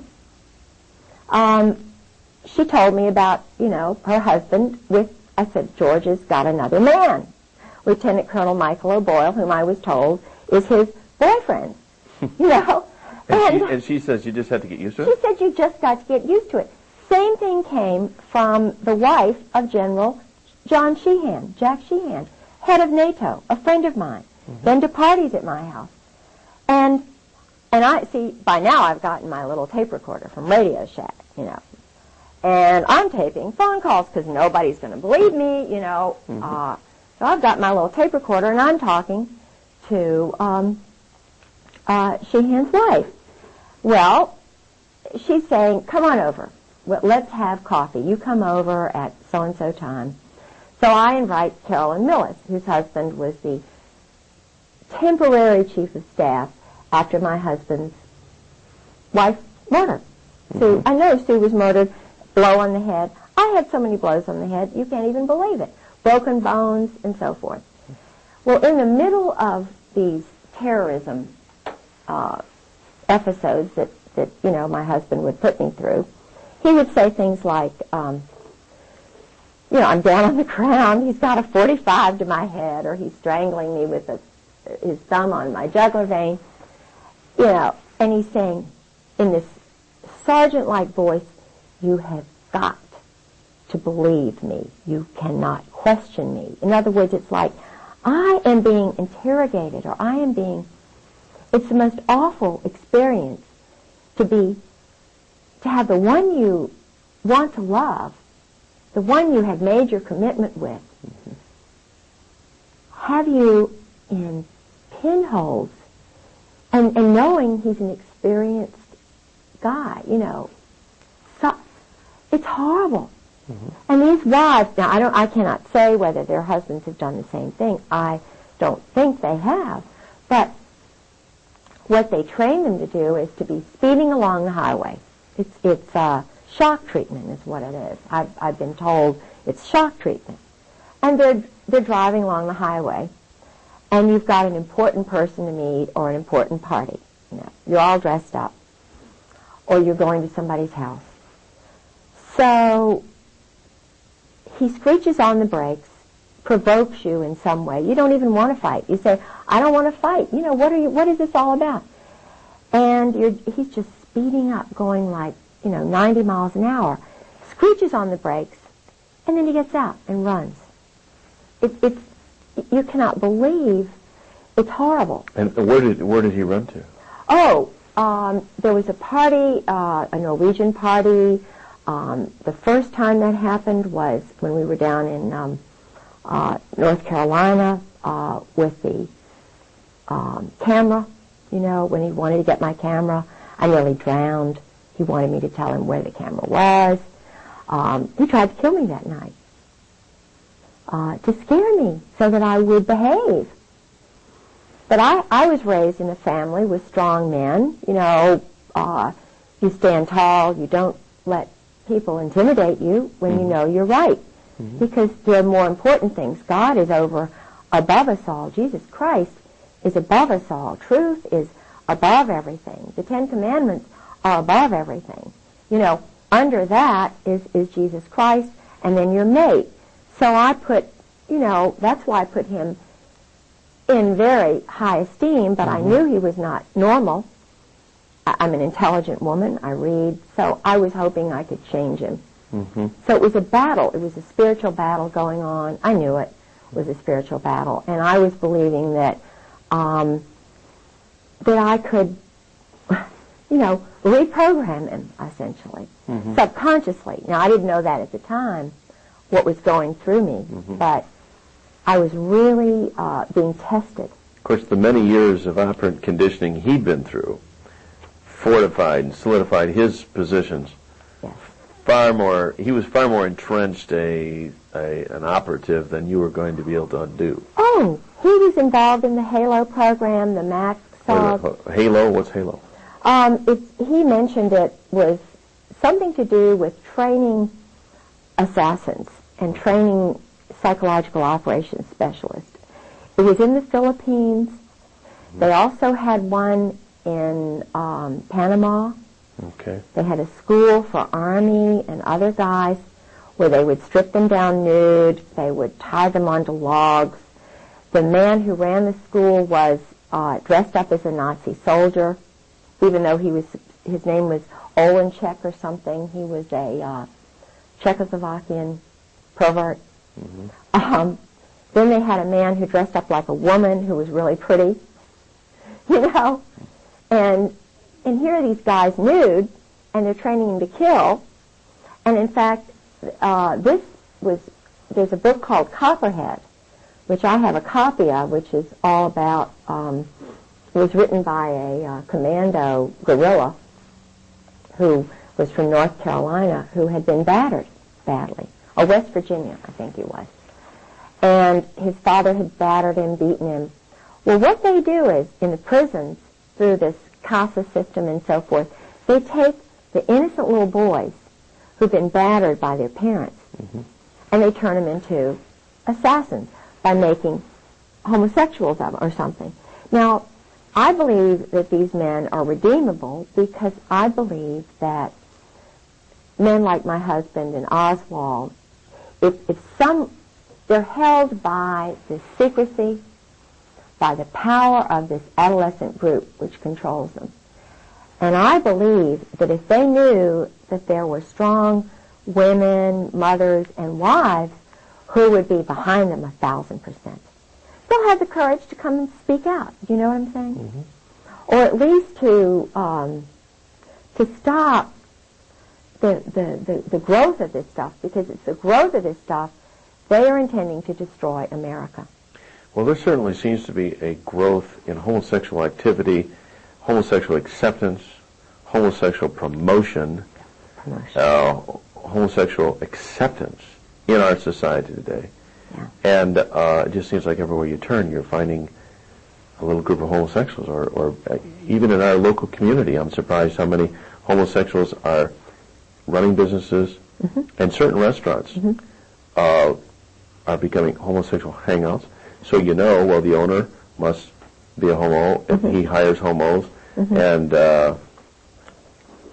I hate to admit that I think this is the way things are in business and banking and in education. Oh, the local college, university. Yeah.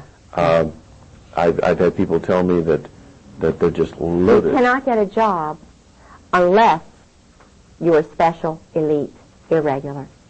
Now, the frightening thing here is, number one, this is the underlying thing. This is what happened in Nazi Germany. This is exactly the same pattern that happened in Nazi Germany, the exclusion of women and mothers who love their children. Now, I'm pragmatic enough to realize and say, look, we mothers look at history and we look at the future. We're pretty daggone damn wise. I don't use profanity unless I'm talking to soldiers, but I've learned to use, this is what they listen to. They're really, I can talk sailor talk, I can talk Marine talk, I can talk commando talk.